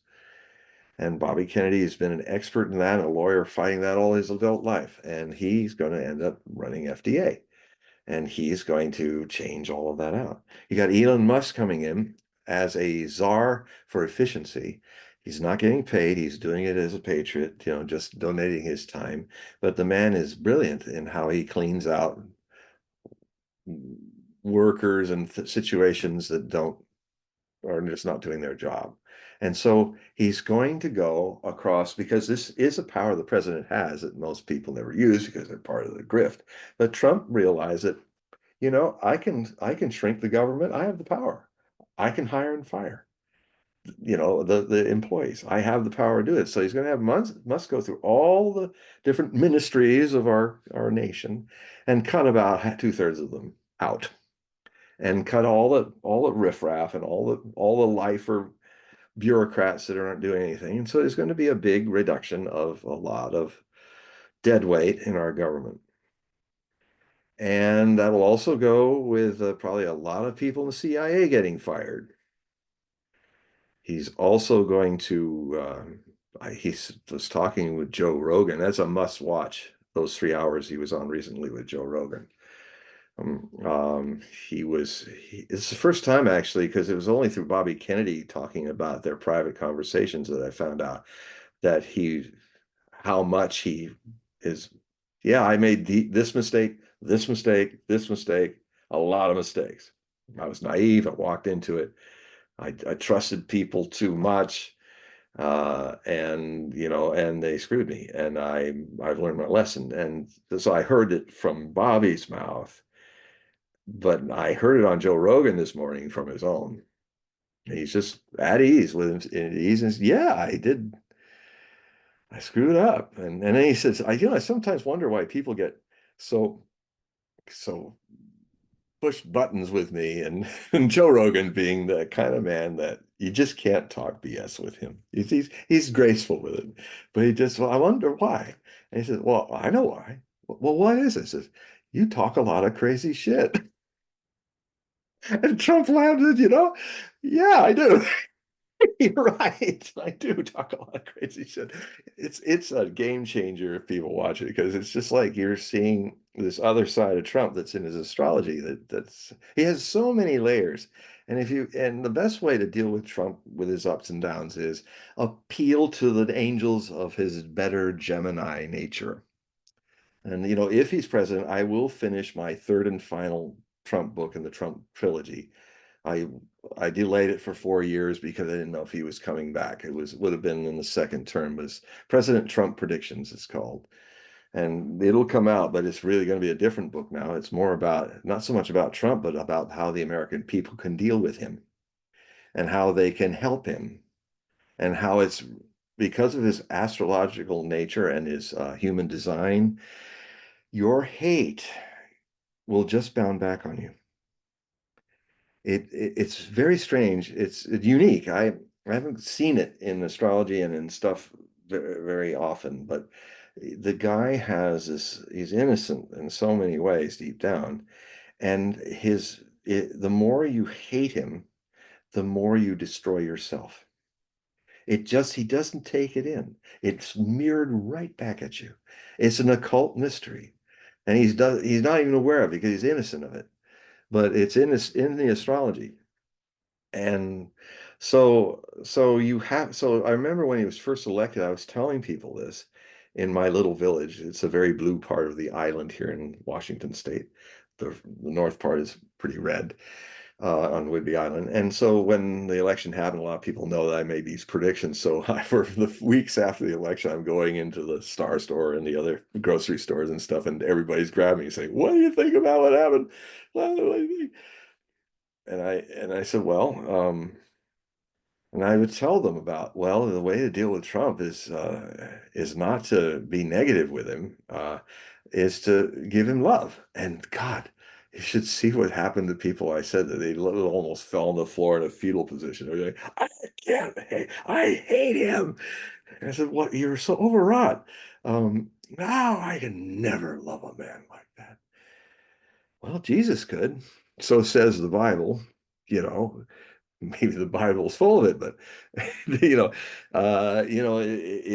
love thy neighbor as thyself, love your enemies, your enemies need love. And in this case, he thrives to love. He'll listen to you. He'll then listen to you if you're fair with him. He loves the astrology shows that he can take my God, this guy's taken all kinds of hits that you would never tolerate in your lives, ladies and gentlemen. But he it's water off a duck, water off the ducktail of his or a ducktail of his front hair, It, he so it doesn't work. And you're just making yourself sick. You're making your soul sick by eating up all this hate because it's just coming back at you. So it's not a solution to the Trump problem. The solution is you've got to do something that's going against your whole reality and your ego, and that is be loving in your criticism. He'll listen. He's a transactional guy. He's not a Republican or a Democrat. He's the only party he's ever been is the party of Trump as an individual. And if the Democrats had opened their doors to him, he'd be a Democratic president. He even said early on when the Republicans weren't doing anything for him, they were kind of giving him no love, and he wanted to do that big road repair of the whole infrastructure of the United States. He openly said, it really surprised me. He said, you know what? I just like to make deals. That's who I am. And if I can't make deals with the Republicans, I'll make deals with the Democrats, even though I'm a Republican. Let's do it. And so he tried to get Schumer and these people to get on his side and give us a deal. And it's transactional. So the good side about being transactional, it means that it's not a zero-sum issue. We win everything and you lose. Transactional is you give me something, I give you something, and we both profit. So, all this bad mouthing MSNBC and all these people are doing about transactional thing, I think it has a virtue to it. It's like bartering and selling. Both profit, both get something good. I mean, the whole world, I'd rather have the world more transactional than illogical like it is now. That'll lead us to World War III, and the next World War will be with sticks and stones, of a handful of us surviving. Half blind from all the ozone holes that we blew into the ozone layer so that when you're out in the sky, you actually get cataracts from radiation. So you're half blind with sticks and stones and naked. Good luck with that. If you just can't give love to other people, that's where it ends. So now there's certainly also a lot of, so anyway, my official prediction is that he's going to win by a landslide, but we will then see to what extent the fraudulent voting has happened, because if it's tight, it's not because he didn't win. It's because there's a whole lot of millions of fraudulent votes been stuffed into the margin or stuffed into the computer with a push of the button. So that's the two scenarios. And if the fraudulent voting succeeds, then our union of states will break up and we may descend into war and strife that hasn't been seen since the Civil War.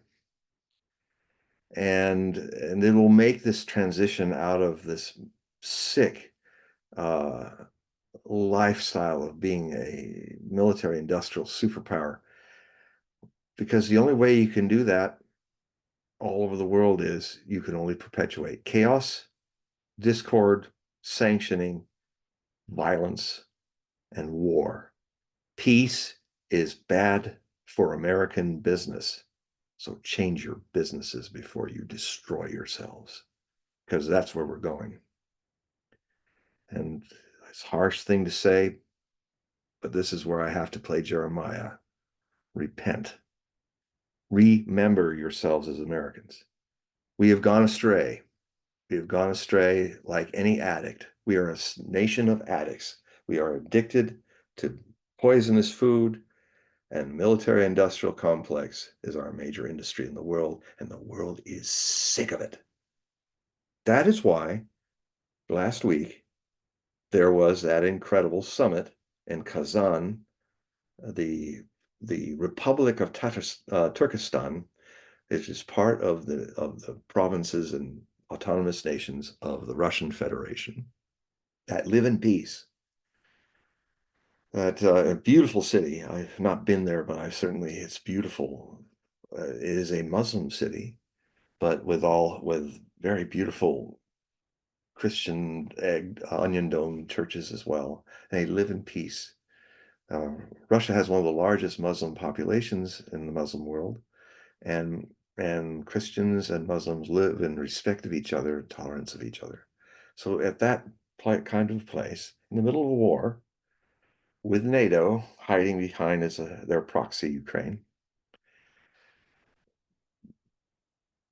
86 nations came to watch, and I think 32 were closer to actually, like next year, they'll probably join the BRICS. BRICS stands for the core 5 members that are kind of overseeing its creation. That means Brazil, Russia, BR, India, also now Iran. It's also part of the BRICS. China is the C, and S for South Africa.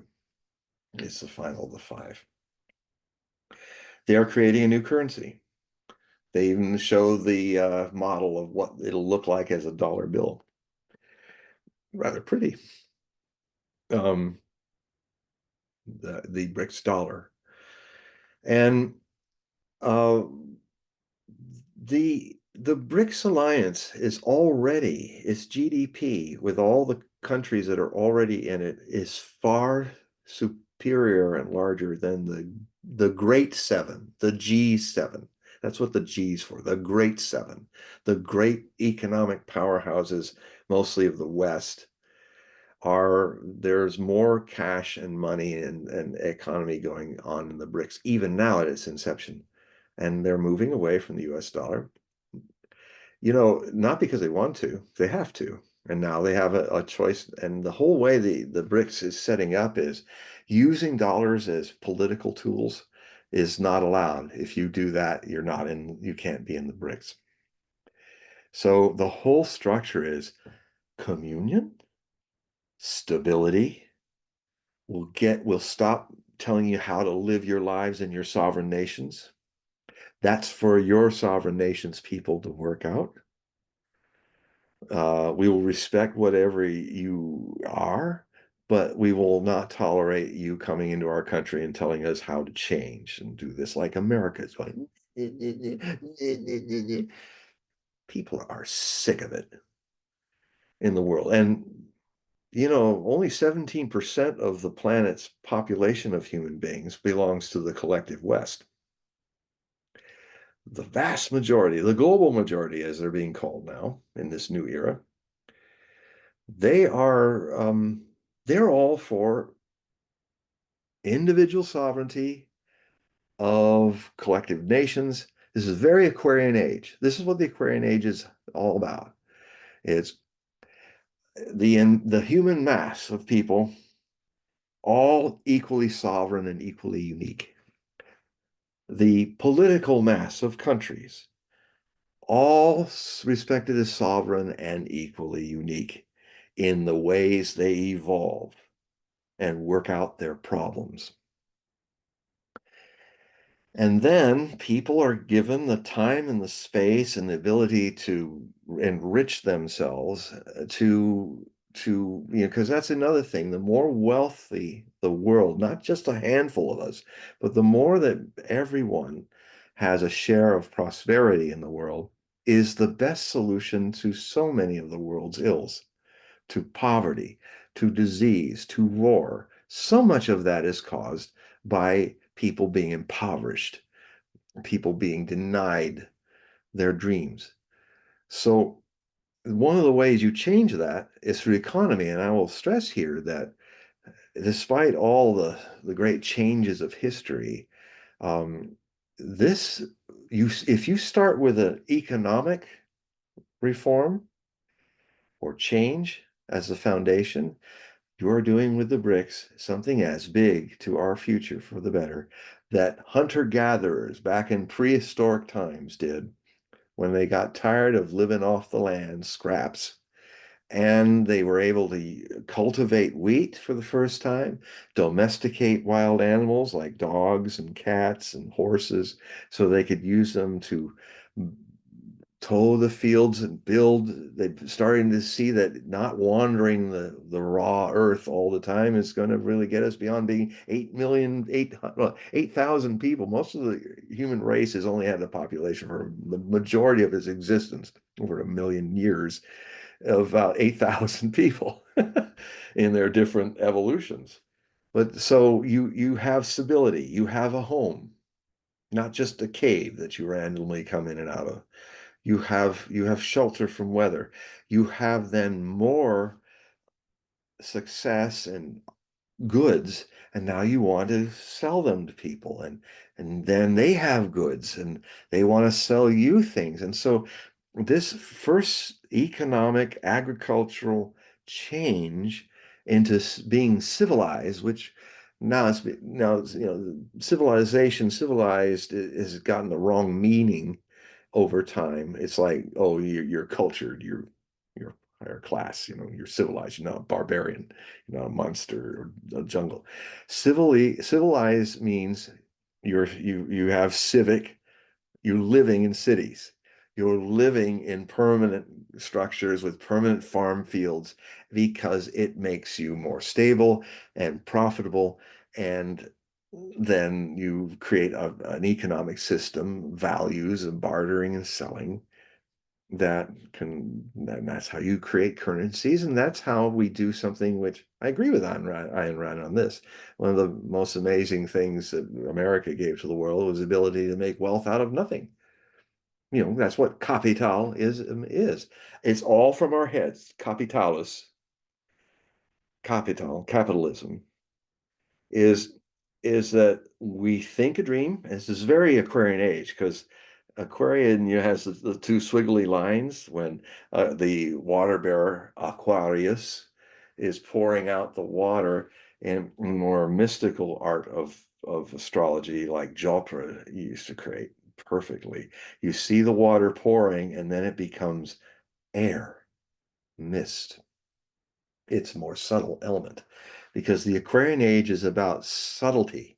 It's about ideas that are as real as solid things, like Bitcoin, math becoming value, just math becoming a new gold standard. So Aquarian age.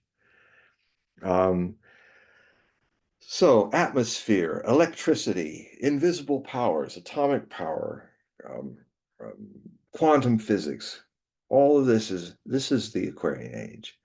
Um, you know, instant transactions between person to person on other sides of the planet, which ultimately will be the way economy is done. And within another 150 years, when we're totally into the Aquarian age and out of the vestiges of the Piscean age with centralization of everything, the world will be decentralized. And ultimately, there won't be a global government, but there will be a kind of way we live where the ultimate unit of sovereignty is not a nation, but one human being, all human beings. I'm writing a lot about this. I finally had the chance. Hopefully next year I can start it and finish it in 2 years while I'm doing all the other things, is my book of things to come. which is prophecies I've been thinking about since I was in high school. And I'm pulling them all out, and they are all about ideas, taking themes of interest in humanity, love, death, philosophy, religion, economy, war, peace, space exploration, UFOs, extraterrestrials, all of that. And I am writing essays. Since it's why I make my living writing essays now as my day job.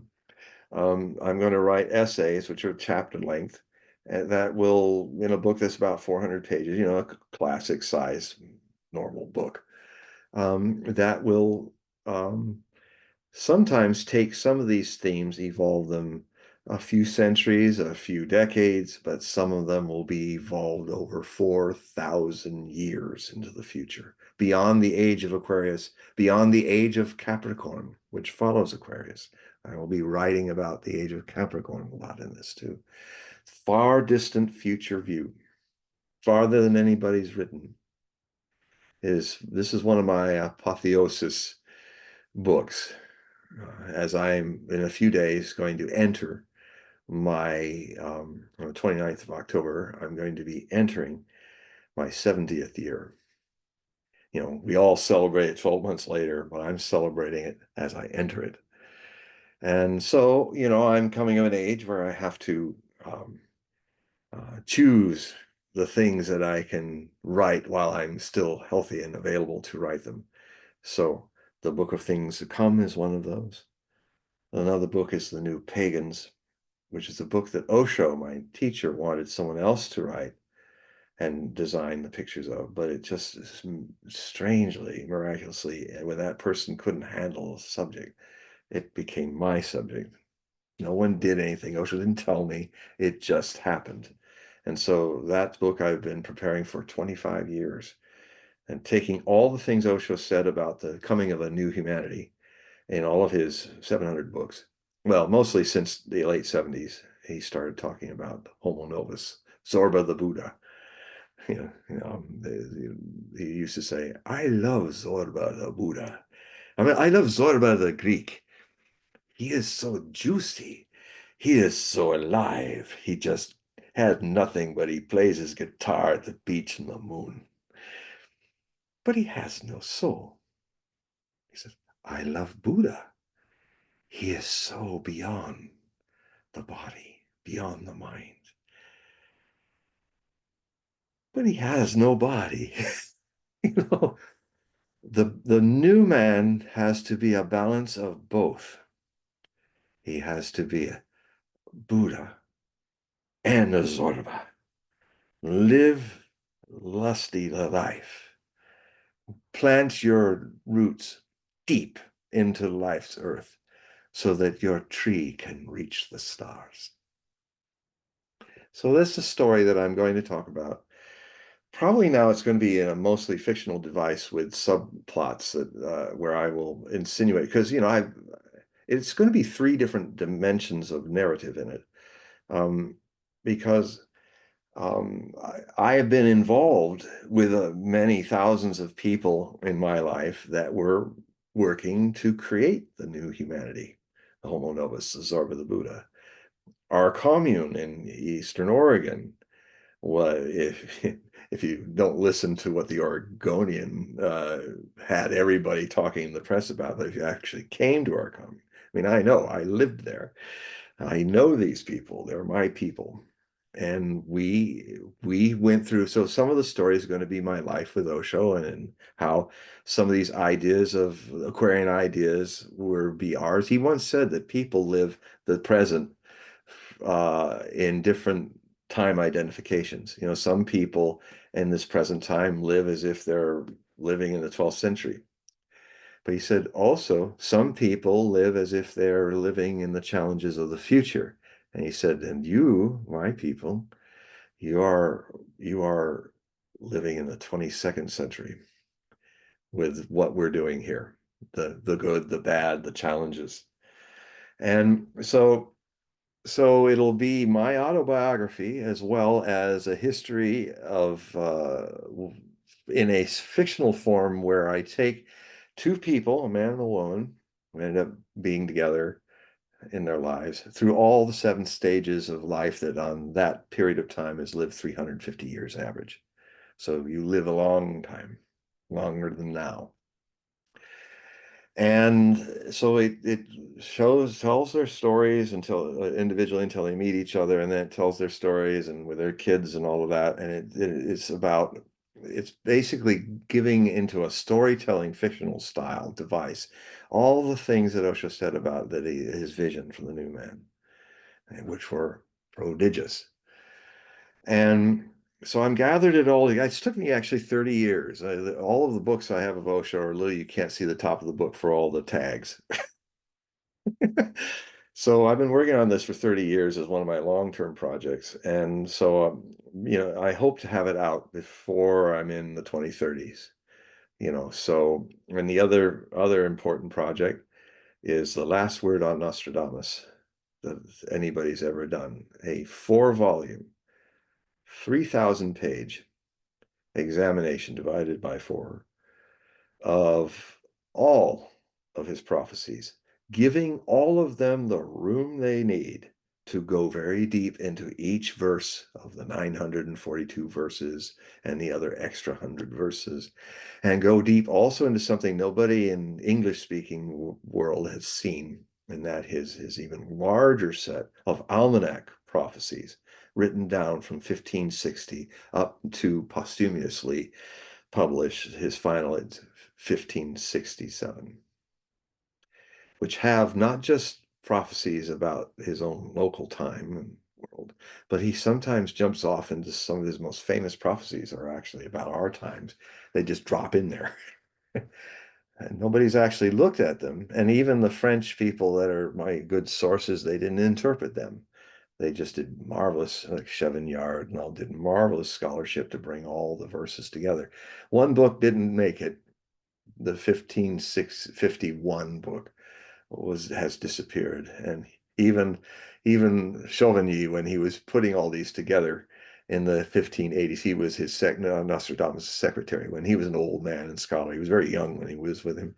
He even had to um, he put out a letter, which I have the note just for the one page for it says, anybody have a copy of the 1551? Please give it to me or notify me. And of course, he never got it. And that was like 4 centuries ago. So um, most of Nostradamus's material survived because Nostradamus is one of the earliest best-selling authors of the printing press revolution. So when you have lots of units scattered all over the place, you tend the wear and tear of time tends not to gobble up them all. And so this project, I started renewing what I wrote in my book, Nostradamus, The Complete Prophecies, back in the mid-1990s, and it was published in 1997, making me the third of 4 human beings that have been crazy enough to try to translate and interpret the the main core of Nostradamus's prophecies, which everybody mistakes being all of them, and that is the 2 prophetic prose letters, the preface and the letter to Henry III, the 942 surviving out of the 1,000 quatrain 4-line verses, and then some of the verses from the almanacs which survived. That usually is considered the main opus of Nostradamus, called Le Prophétie, prophecies. It isn't, and but 4 crazy men, starting with Henry C. Roberts in 1948. He just had them all translated English with a few lines of interpretation, like Chauvigny and others had done in French. So it was nice to see all the prophecies, but it was not like, couldn't you try a little harder at the interpretation? Then came in 1961, one of the greatest scholars among the 4 of us, and that was Edgar Leone. Did a masterful traditional scholarly examination of all the work. Um, but he admitted that he had no understanding of Nostradamus's occult understandings, and that's its weak point. But he's honest about it. Very honest scholar. But of course, that causes him not to understand. This is very fundamental. It's like saying, well, um, I'm not going to, I don't understand the occult, but I'm going to write a book about the occult. That'd be like me saying, well, I don't understand love, and I try to avoid being in love so that I can be objective and write about it. You know, you have to be, if you're going to be successful at this, you have to not only be a scholar, not only be able to at least read 16th century Nostradamian French, which is its own language. Um, you also have to fall in love with making prophecy. You have to also be a seer. And otherwise, it's like you can't write about love. Well, you can't write about prophecy unless you have experienced the mystical rite. And so otherwise, how will you really know the core of what Nostradamus is talking about? So I guess that's why I've been the go-to guy on planet Earth since I've been doing this for 50 years. And I'm the last. I mean, um, Mario Reading after me did a vol. I wrote the largest volume of just the main prophecies of anybody, but Mario Reading was close behind me. In the end of the 1990s, he also wrote one, but he got into the trap of seeing a pattern in Nostradamus's chaos and believing that the chaos was a device and it's all pattern. Occam's razor was my first experience with Nostradamus. I realized, you know what? There is no order, random order, but it's all chaos.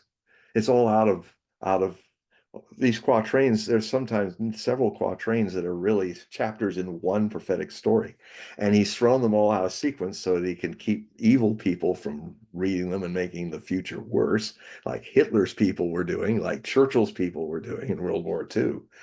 Um, and they could have made the world worse. So he felt responsible for that. That's why he wrote in anagrams and code and wild poetry, as he called it. Because and the other reason he says, if some people could see how, because of their sensitivities, if they could see how vastly different the future would be for their religions, their politics, and all that, they would curse their future. And that is why I was forced to use a flim-flam artist's technique of codes and things. But also what it does, it also keeps a lot of people away that wouldn't understand it anyway. Sometimes in occult writing, you want to piss people off. You want to kind of make it hard for them to stay with you. I mean, case in point, and any Gurdjieffian disciple of George Ivanovich Gurdjieff understands. You try to read his narratives of Beelzebub's tales to his grandson, All and Everything, or Life is Only Real Then When I Am. This Armenian Greek citizen of the Russian Empire, when it was at its final days, he lived on to in Paris in 1949. At 86, he died. But you have to read him, and it does something to your head. You have to be concentrating. You have to be aware. You read it, and what can happen sometimes is the writing actually makes your mind stop, and you have a no mind experience, which is the very core of everything that's about this.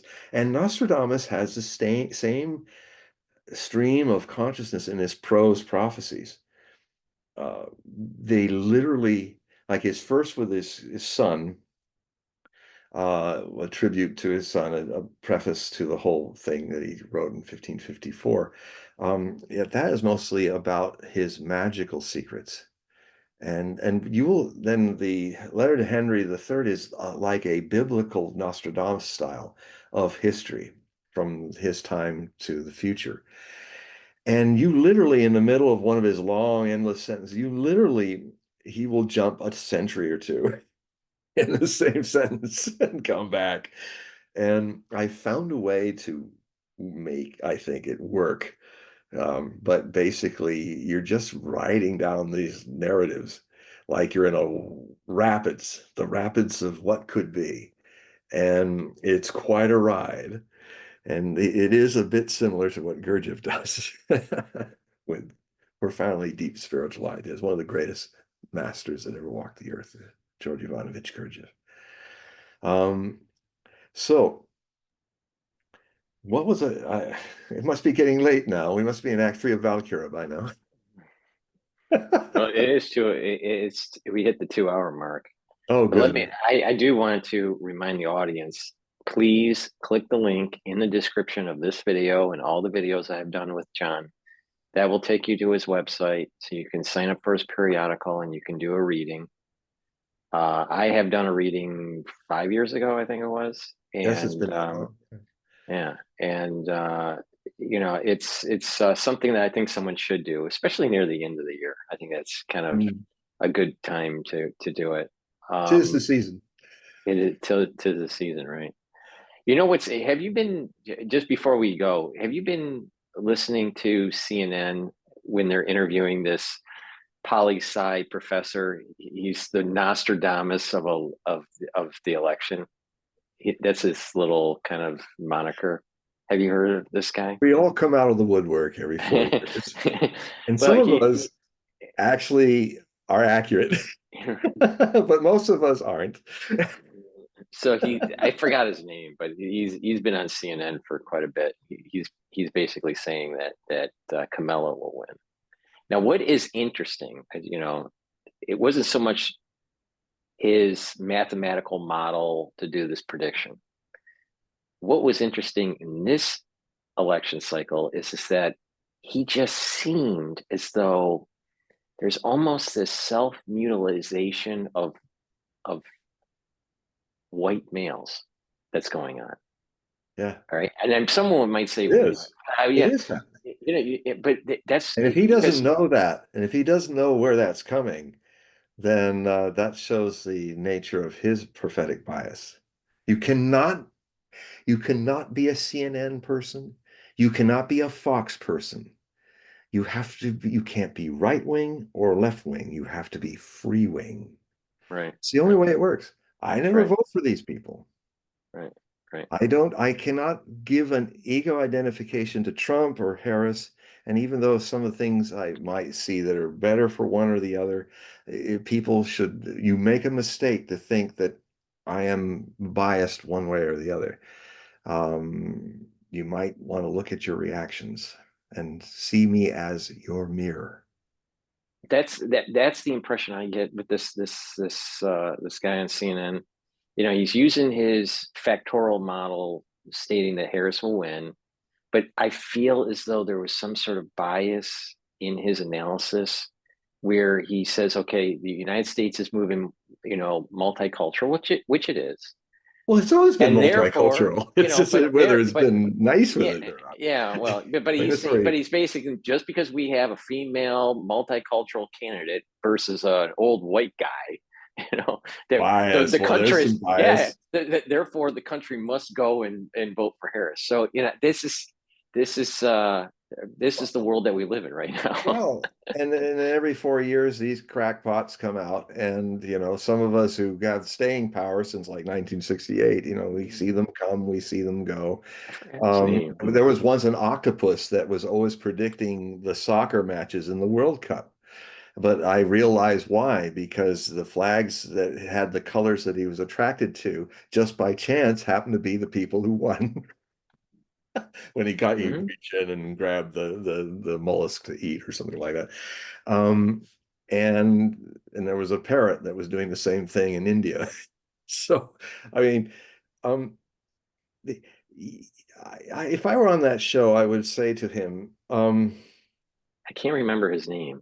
I you forget know, what the professor's name was. gender identification is the shape of your genitals is not to be the arbiter of who can be president or not, because we know that the derogatory way in which people some days can use the name of the genital to describe themselves.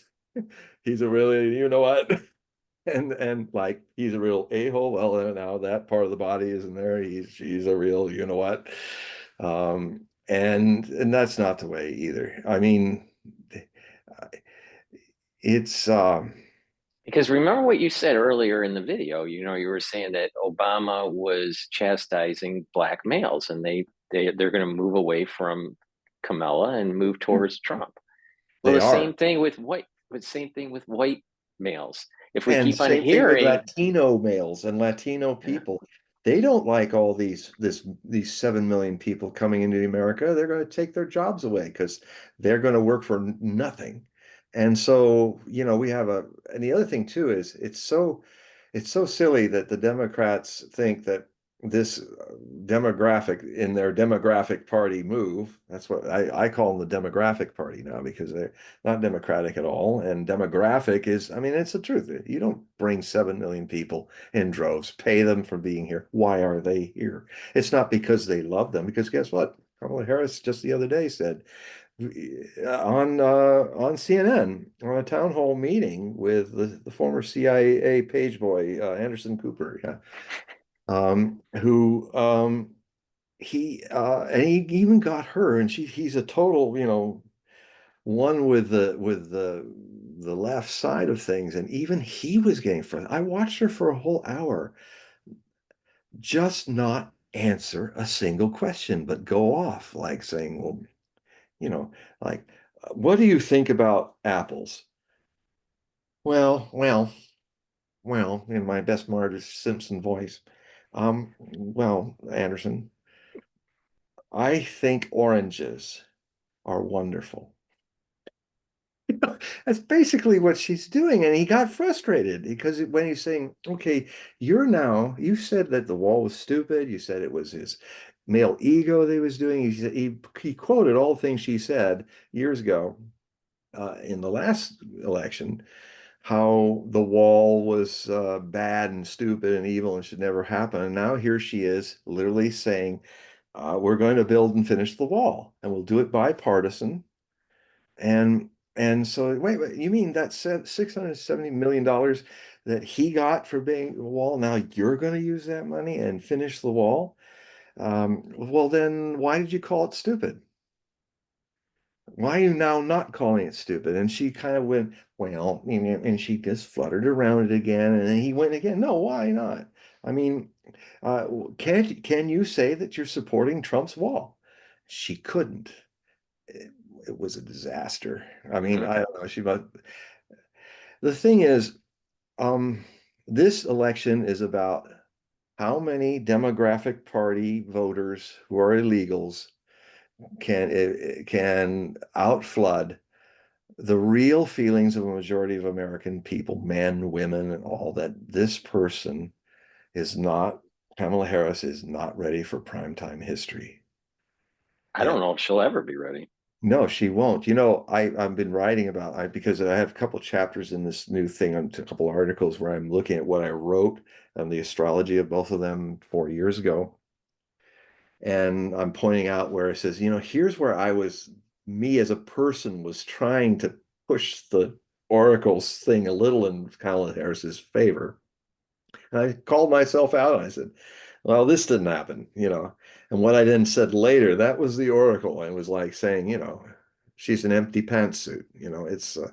It's inner astrology. Uh, Again, it's like I was saying about the too many trines. She has all these things she can do, but it's a thing about trines. When I read people who have a lot of trines, not everybody's unique, because really the key to reading prophecy, the key to reading in any divination technique is, there's a lot of astrologers out there that are better than me technically with astrology, but they've forgotten that astrology is supposed to trigger a divination event. It's a form of divination. And so there'd be a lot of good people who are technical with astrology, and they just don't, they're not accurate because they can't read the soul driver of the body, mind, Kelly Blue Book birth chart. I mean, and then I learned Nostradamus was a sloppy astrologer. There are astrologers from the 16th century that only have their place in the footnotes of his life in history books because they were condemning him for this and that and all. But one thing is, they're forgotten because they were never right. He might make mistakes in his astrology, but the astrology was not the thing. It was a means to an end to trigger an oracular experience. And if you want to shake a box and it works for you, then that's what you do. Like the Brahant seer, this great Scottish seer, he collected a very black obsidian meteorite that you could Hmm. look into. It had a bit of a reflection of him. And that's all he had, just a rock. But his prophecies are breathtaking. So the divination is an opening device. And whatever opens you, whether you're perfect at it or not, if you get there to the zone, that's what matters. Most Hmm. people who are just lost in the identification of the techniques, they don't get there because, and like this guy looking at certain ways of doing things, um, it's you have to be aware of your own biases, and you cannot be partisan. Then you're just a propagator. And Well, what in every 4 years, you got a one in two chances of being right. That doesn't mean you really predicted anything. You just got lucky. when I compare what you've been saying and what this professor with the mathematical model that's trying to predict the election this cycle, I think where his model is missing that you bring up quite often is the chaotic behavior of Trump. Yeah. There's a there's something that you can't Yes. model. It's because it's chaotic, you know. Well, And so yeah. whatever mathematical model he's using to try to predict this election, you know what? I think there is an element of chaos. Yeah. Maybe it's from the divine. I don't know, but there's definitely chaotic events that are going to Well, create this the election thing cycle. is, what did Nietzsche so beautifully say?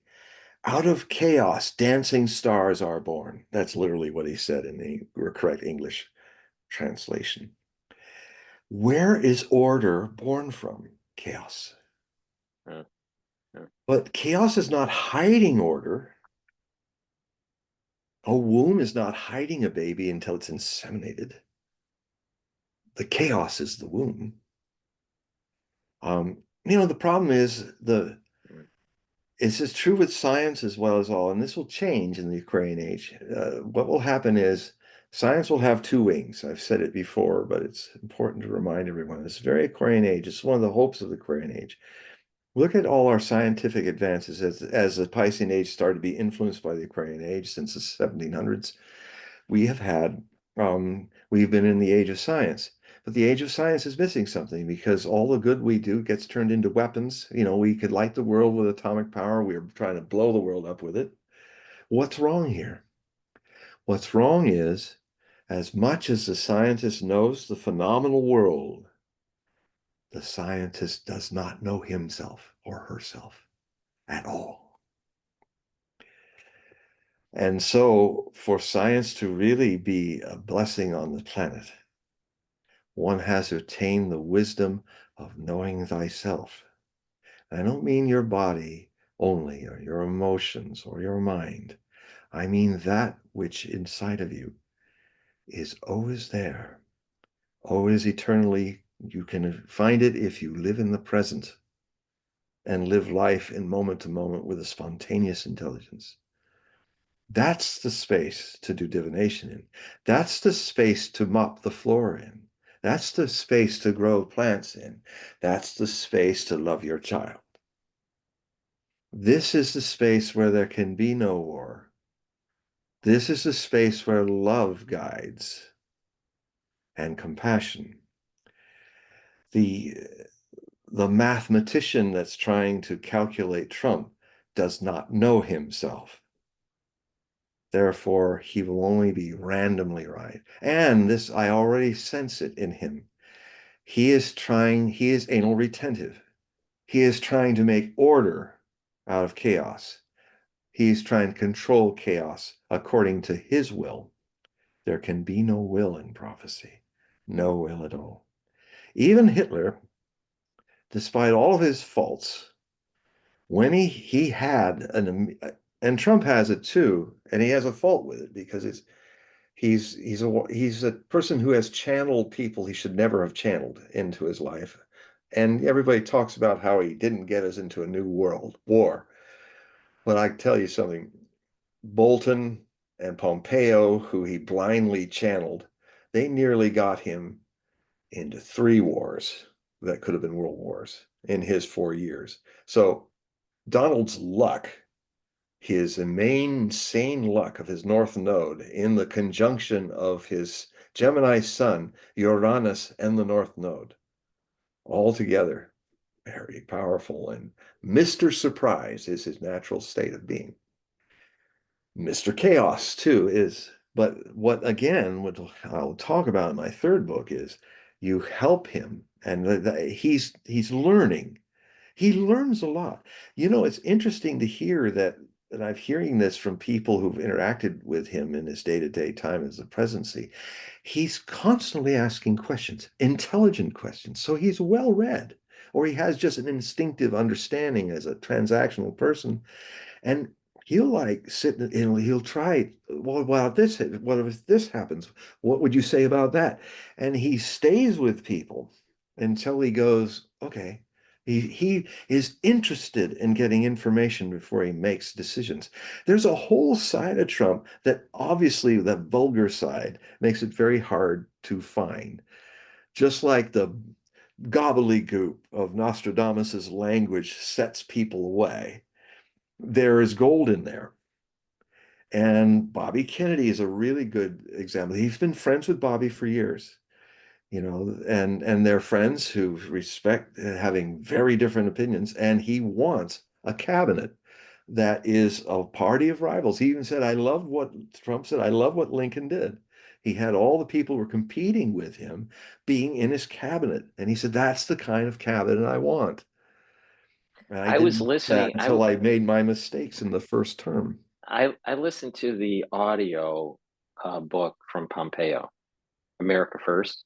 I think it's the title. Pompeo And it, first. yeah, yeah. So in one of the chapters, what's interesting is in one of the chapters he talks about how Trump's um, activities in the White House were pretty energetic, and that he thrived. Trump thrived on this kind of energy, this chaotic energy. Mm. But when He Kelly makes came, order out of it. yeah, and so when Kelly came on board to run The the press. staff, Oh, the staff, yeah. the staff, right, that he kind of reduced the activity in the White House. And so Yeah. when Trump came into the Oval Office, he said that where's the action? Yeah. You know, he needed that energy. He needed people around him to bounce off ideas. I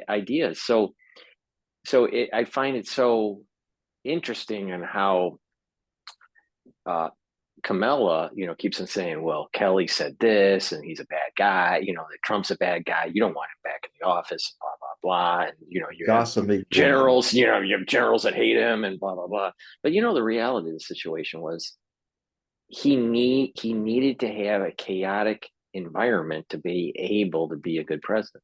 That's He, right. he works in this case. It's a very almost New York-ish kind of thing. There's this Yeah. chaotic It is New York. environment, yeah, that I've been in New happens. York. It is New York. Yeah, It's kind of the magic of New York. It yeah, is it's a messy chaos and it's alive, that city. right, And right, and he right, is New York. And right. and he takes chaos if he's allowed to do chaos. See, the problem is he's surrounded by people. See, he's this very complicated Gemini. That's why when I do this book, I'm going to have quotes from famous Geminis, beginning and ending each chapter.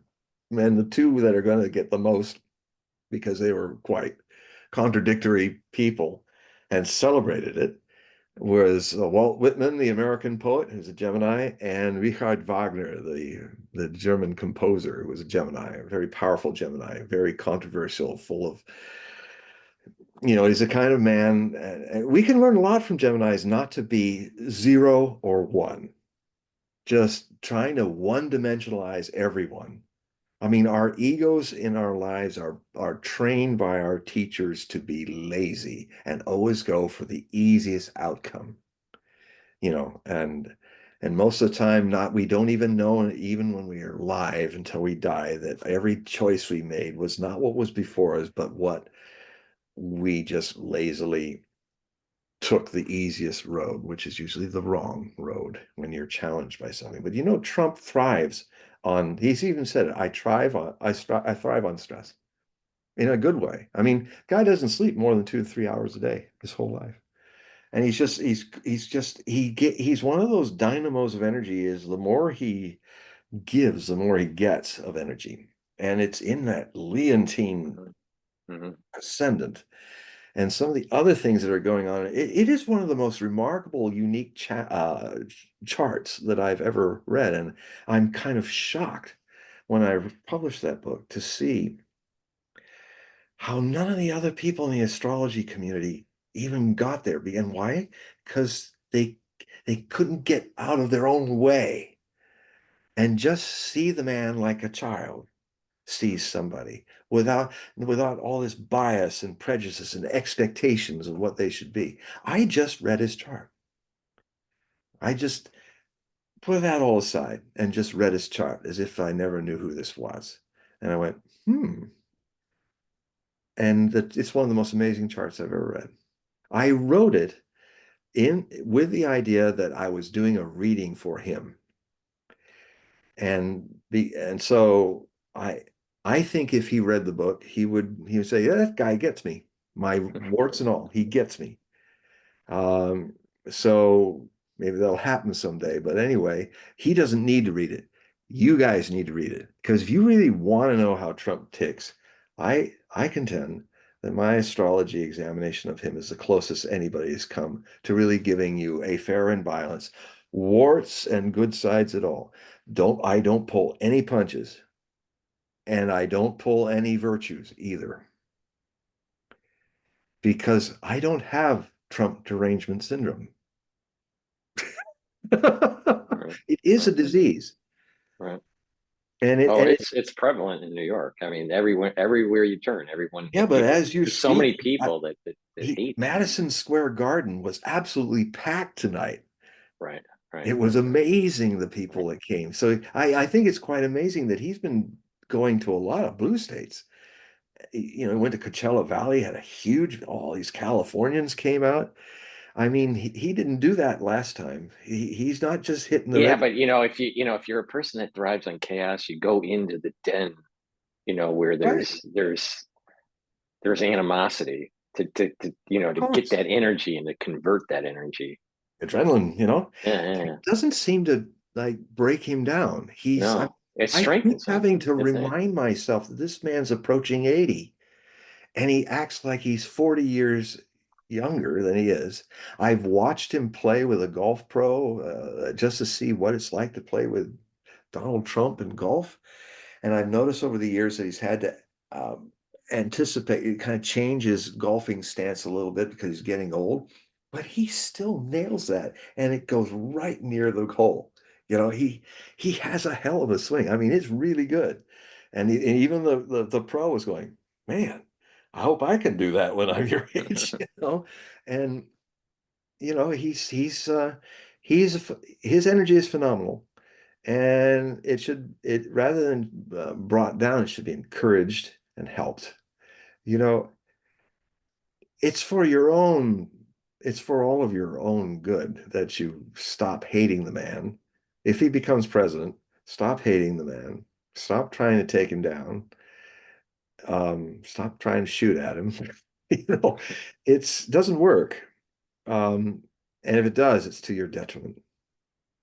You know, because I mean, I've really seen a lot of people who are literally making themselves sick about this. And if he wins, there's going to be a whole lot of, I'm not worried about so much about the red side getting all angry. I'm worried about major riots and meltdowns from people who hate him.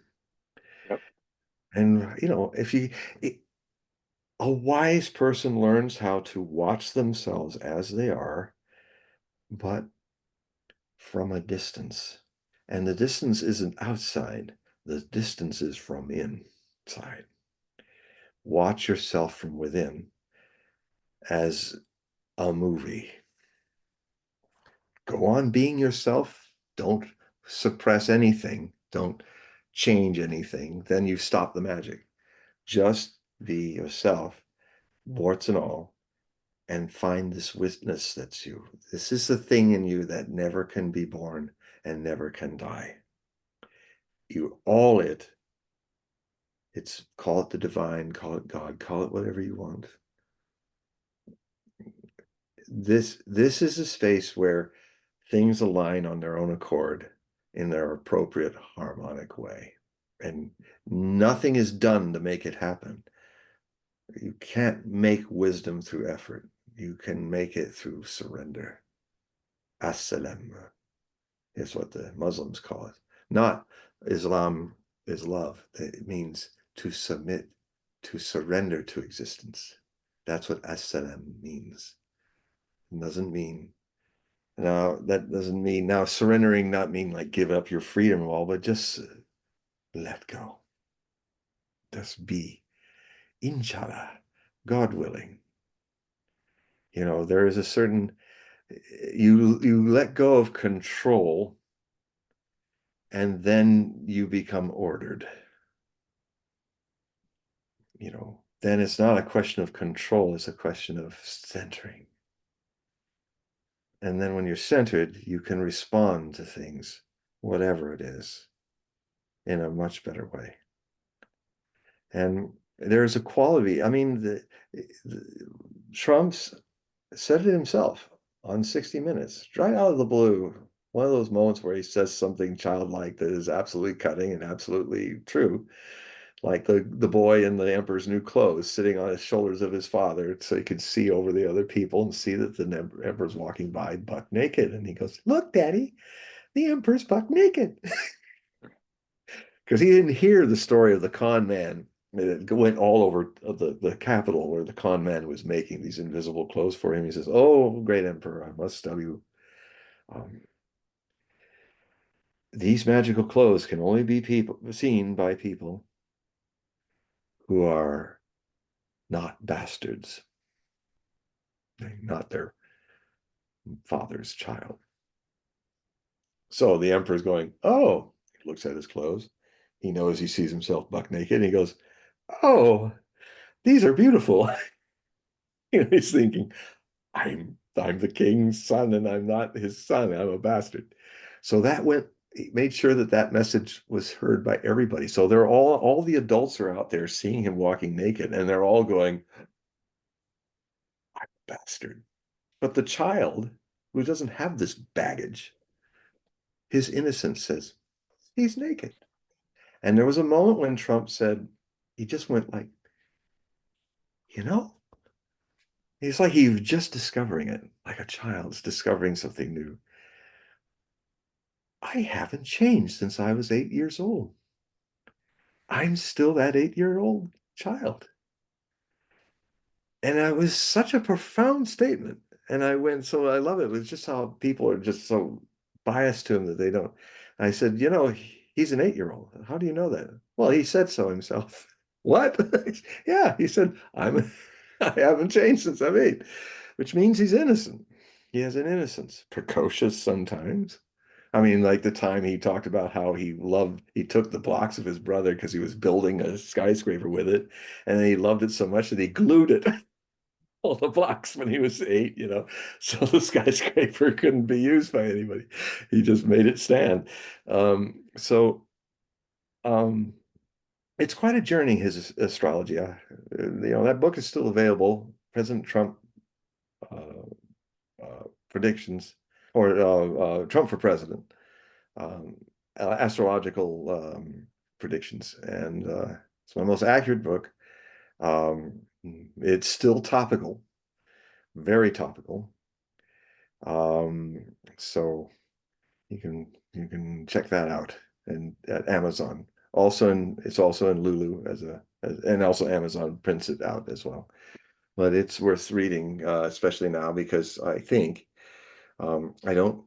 I may be wrong. I'm less sure about this. I'm sure about him winning the popular and electoral college vote. I'm sure of it.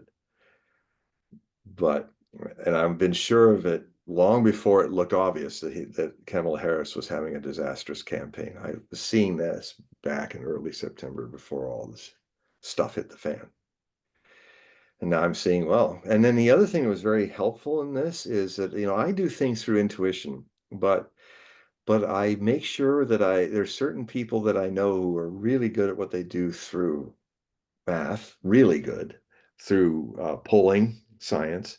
I mean, this guy who's predicting for CNN is one guy, not that, but Nate Silver is somebody I've been watching for many presidential cycles. I make a point not to watch him until I've got my intuitive feeling, and I'm amazed how, except for his missing the Hillary Clinton thing, um, and he admitted it. That's the other thing that gives me respect for him. He has admitted that he got kind of gaga with the Clintons and he got biased and he didn't do what he usually does. And he didn't like Trump, but he got over that. He got over his Trump derangement syndrome.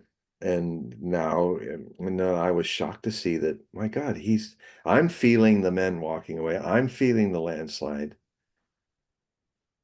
for weeks. And then here's Nate saying, the poll shows he's going to win, that her popularity will die if she didn't get enough of the advanced ballots, that wasn't going to go well. And then towards right up to the election, everything he's calculated is happening.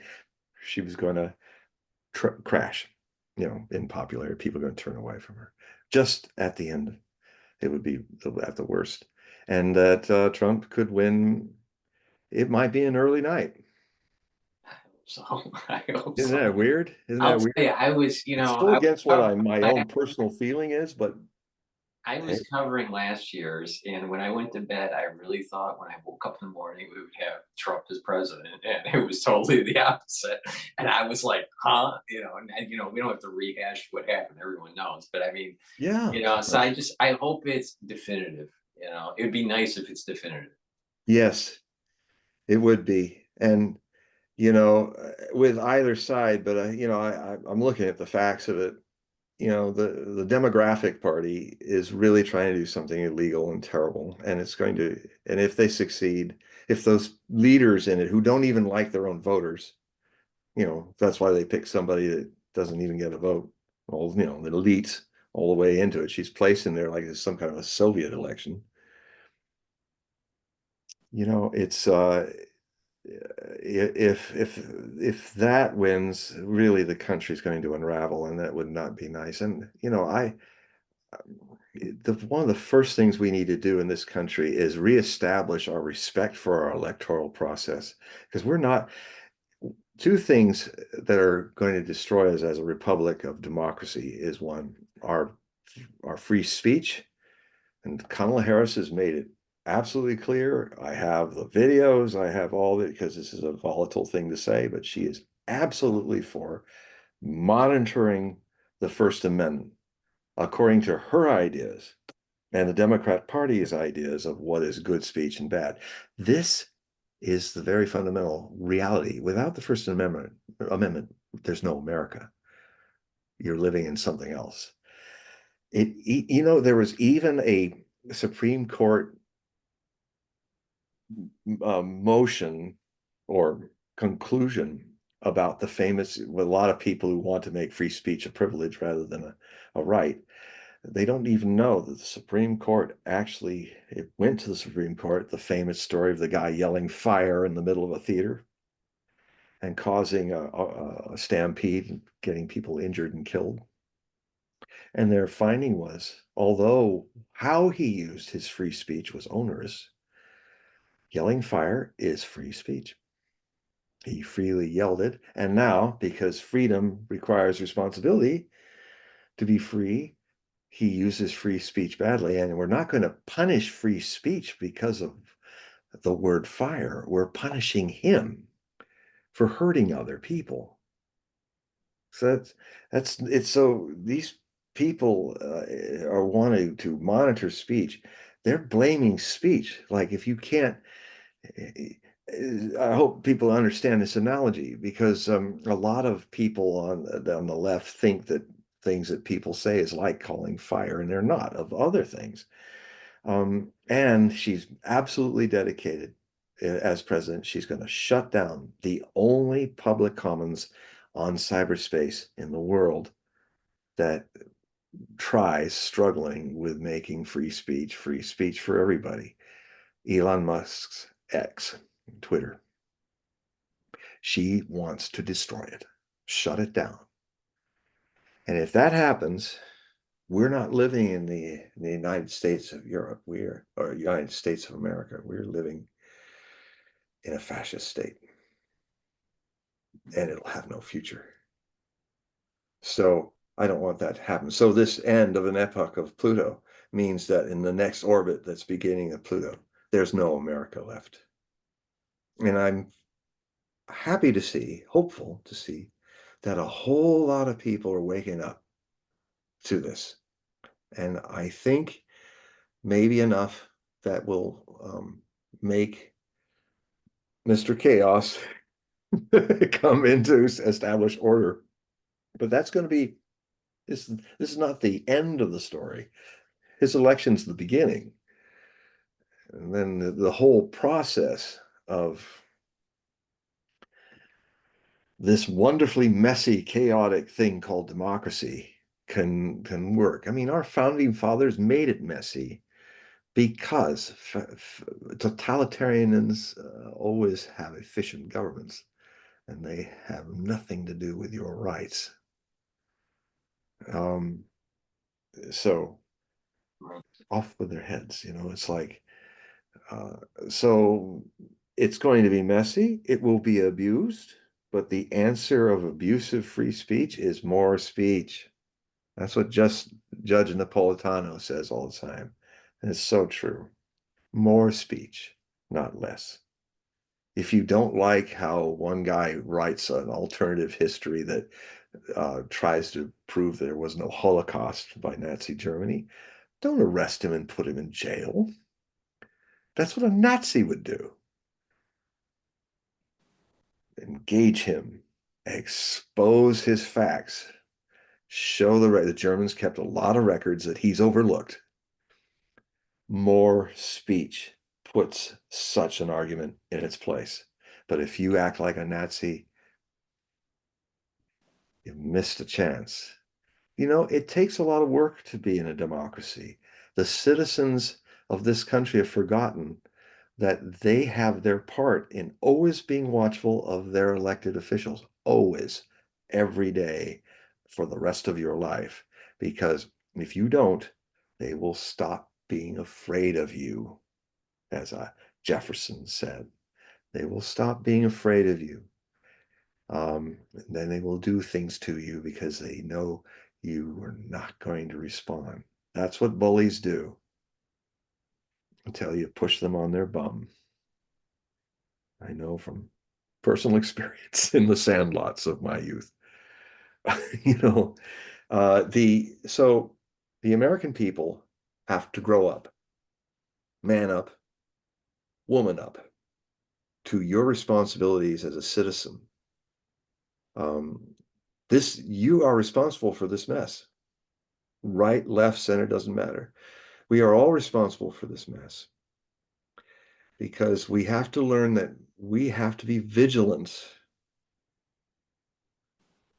always with our governments, because the people that go into government, I was shocked to see how many times in American history, even when people were more responsible for their rights, how within a few months after the First Amendment it was already being challenged by even some of the founding fathers. Oh, that's too much freedom, and people had to fight it. This is a revolutionary idea, a very Aquarian idea, the idea of freedom of speech, whatever, and its whole. I mean, Napolitano, the judge judging freedom, he did a whole long thing on this once, a speech where he did. Oh yeah, was it the speech where Scott Ritter and all these people were in Kingston? And his speech was so remarkable. I was not expecting it. And he went through the whole history of how the First Amendment has struggled from even the beginning of being overthrown by people like today, like Kamala Harris, are still not getting it, what it's about. So we have to defend this, and we can defend it with free speech. Right, exactly. And with all Trump's faults, he is a fast friend of Elon Musk and X. he wants free speech. And you know what? This is a one issue subject for most people. If you are not that interested in free speech, well, vote for Kamala Harris. You'll get what you deserve. And so will we, not being more vigilant. But if you love free speech, take a chance with the Chaos Boy. And there are dangers. I list a lot of them out. There are lots of dangers with him, but he has the edge because for the future of this nation, because he is more open to change and free speech and not wanting to, woke you down. Right. Okay. Well, we have to wrap it up, John. But I Yeah, just want to I remind the guess audience. we're all cure Act 3 now. I want to remind the audience. Please click the link. Those links will take you to John's website, so you can sign up for the periodical and do the reading. So before we wrap up, John, thank you very much for coming on board and telling us your take on how the election will hopefully transpire in a week. And I do appreciate doing these shows. I learn a lot from Getting more and more feedback each time from more and more people, and I really love the feedback for us. I hope they're writing you too, because we have a building audience that really loves these yeah. every other Sundays. Yeah. I love it. I Definitely. love you all for bearing with me. I know that people enjoy it around the world. It's not just in the United States. Yeah, it's around the world. So thank you again, John. And before I stop the recording, you have to say goodbye to everybody. Goodbye, everyone. Love you. All right. Very good. Let me stop the recording here.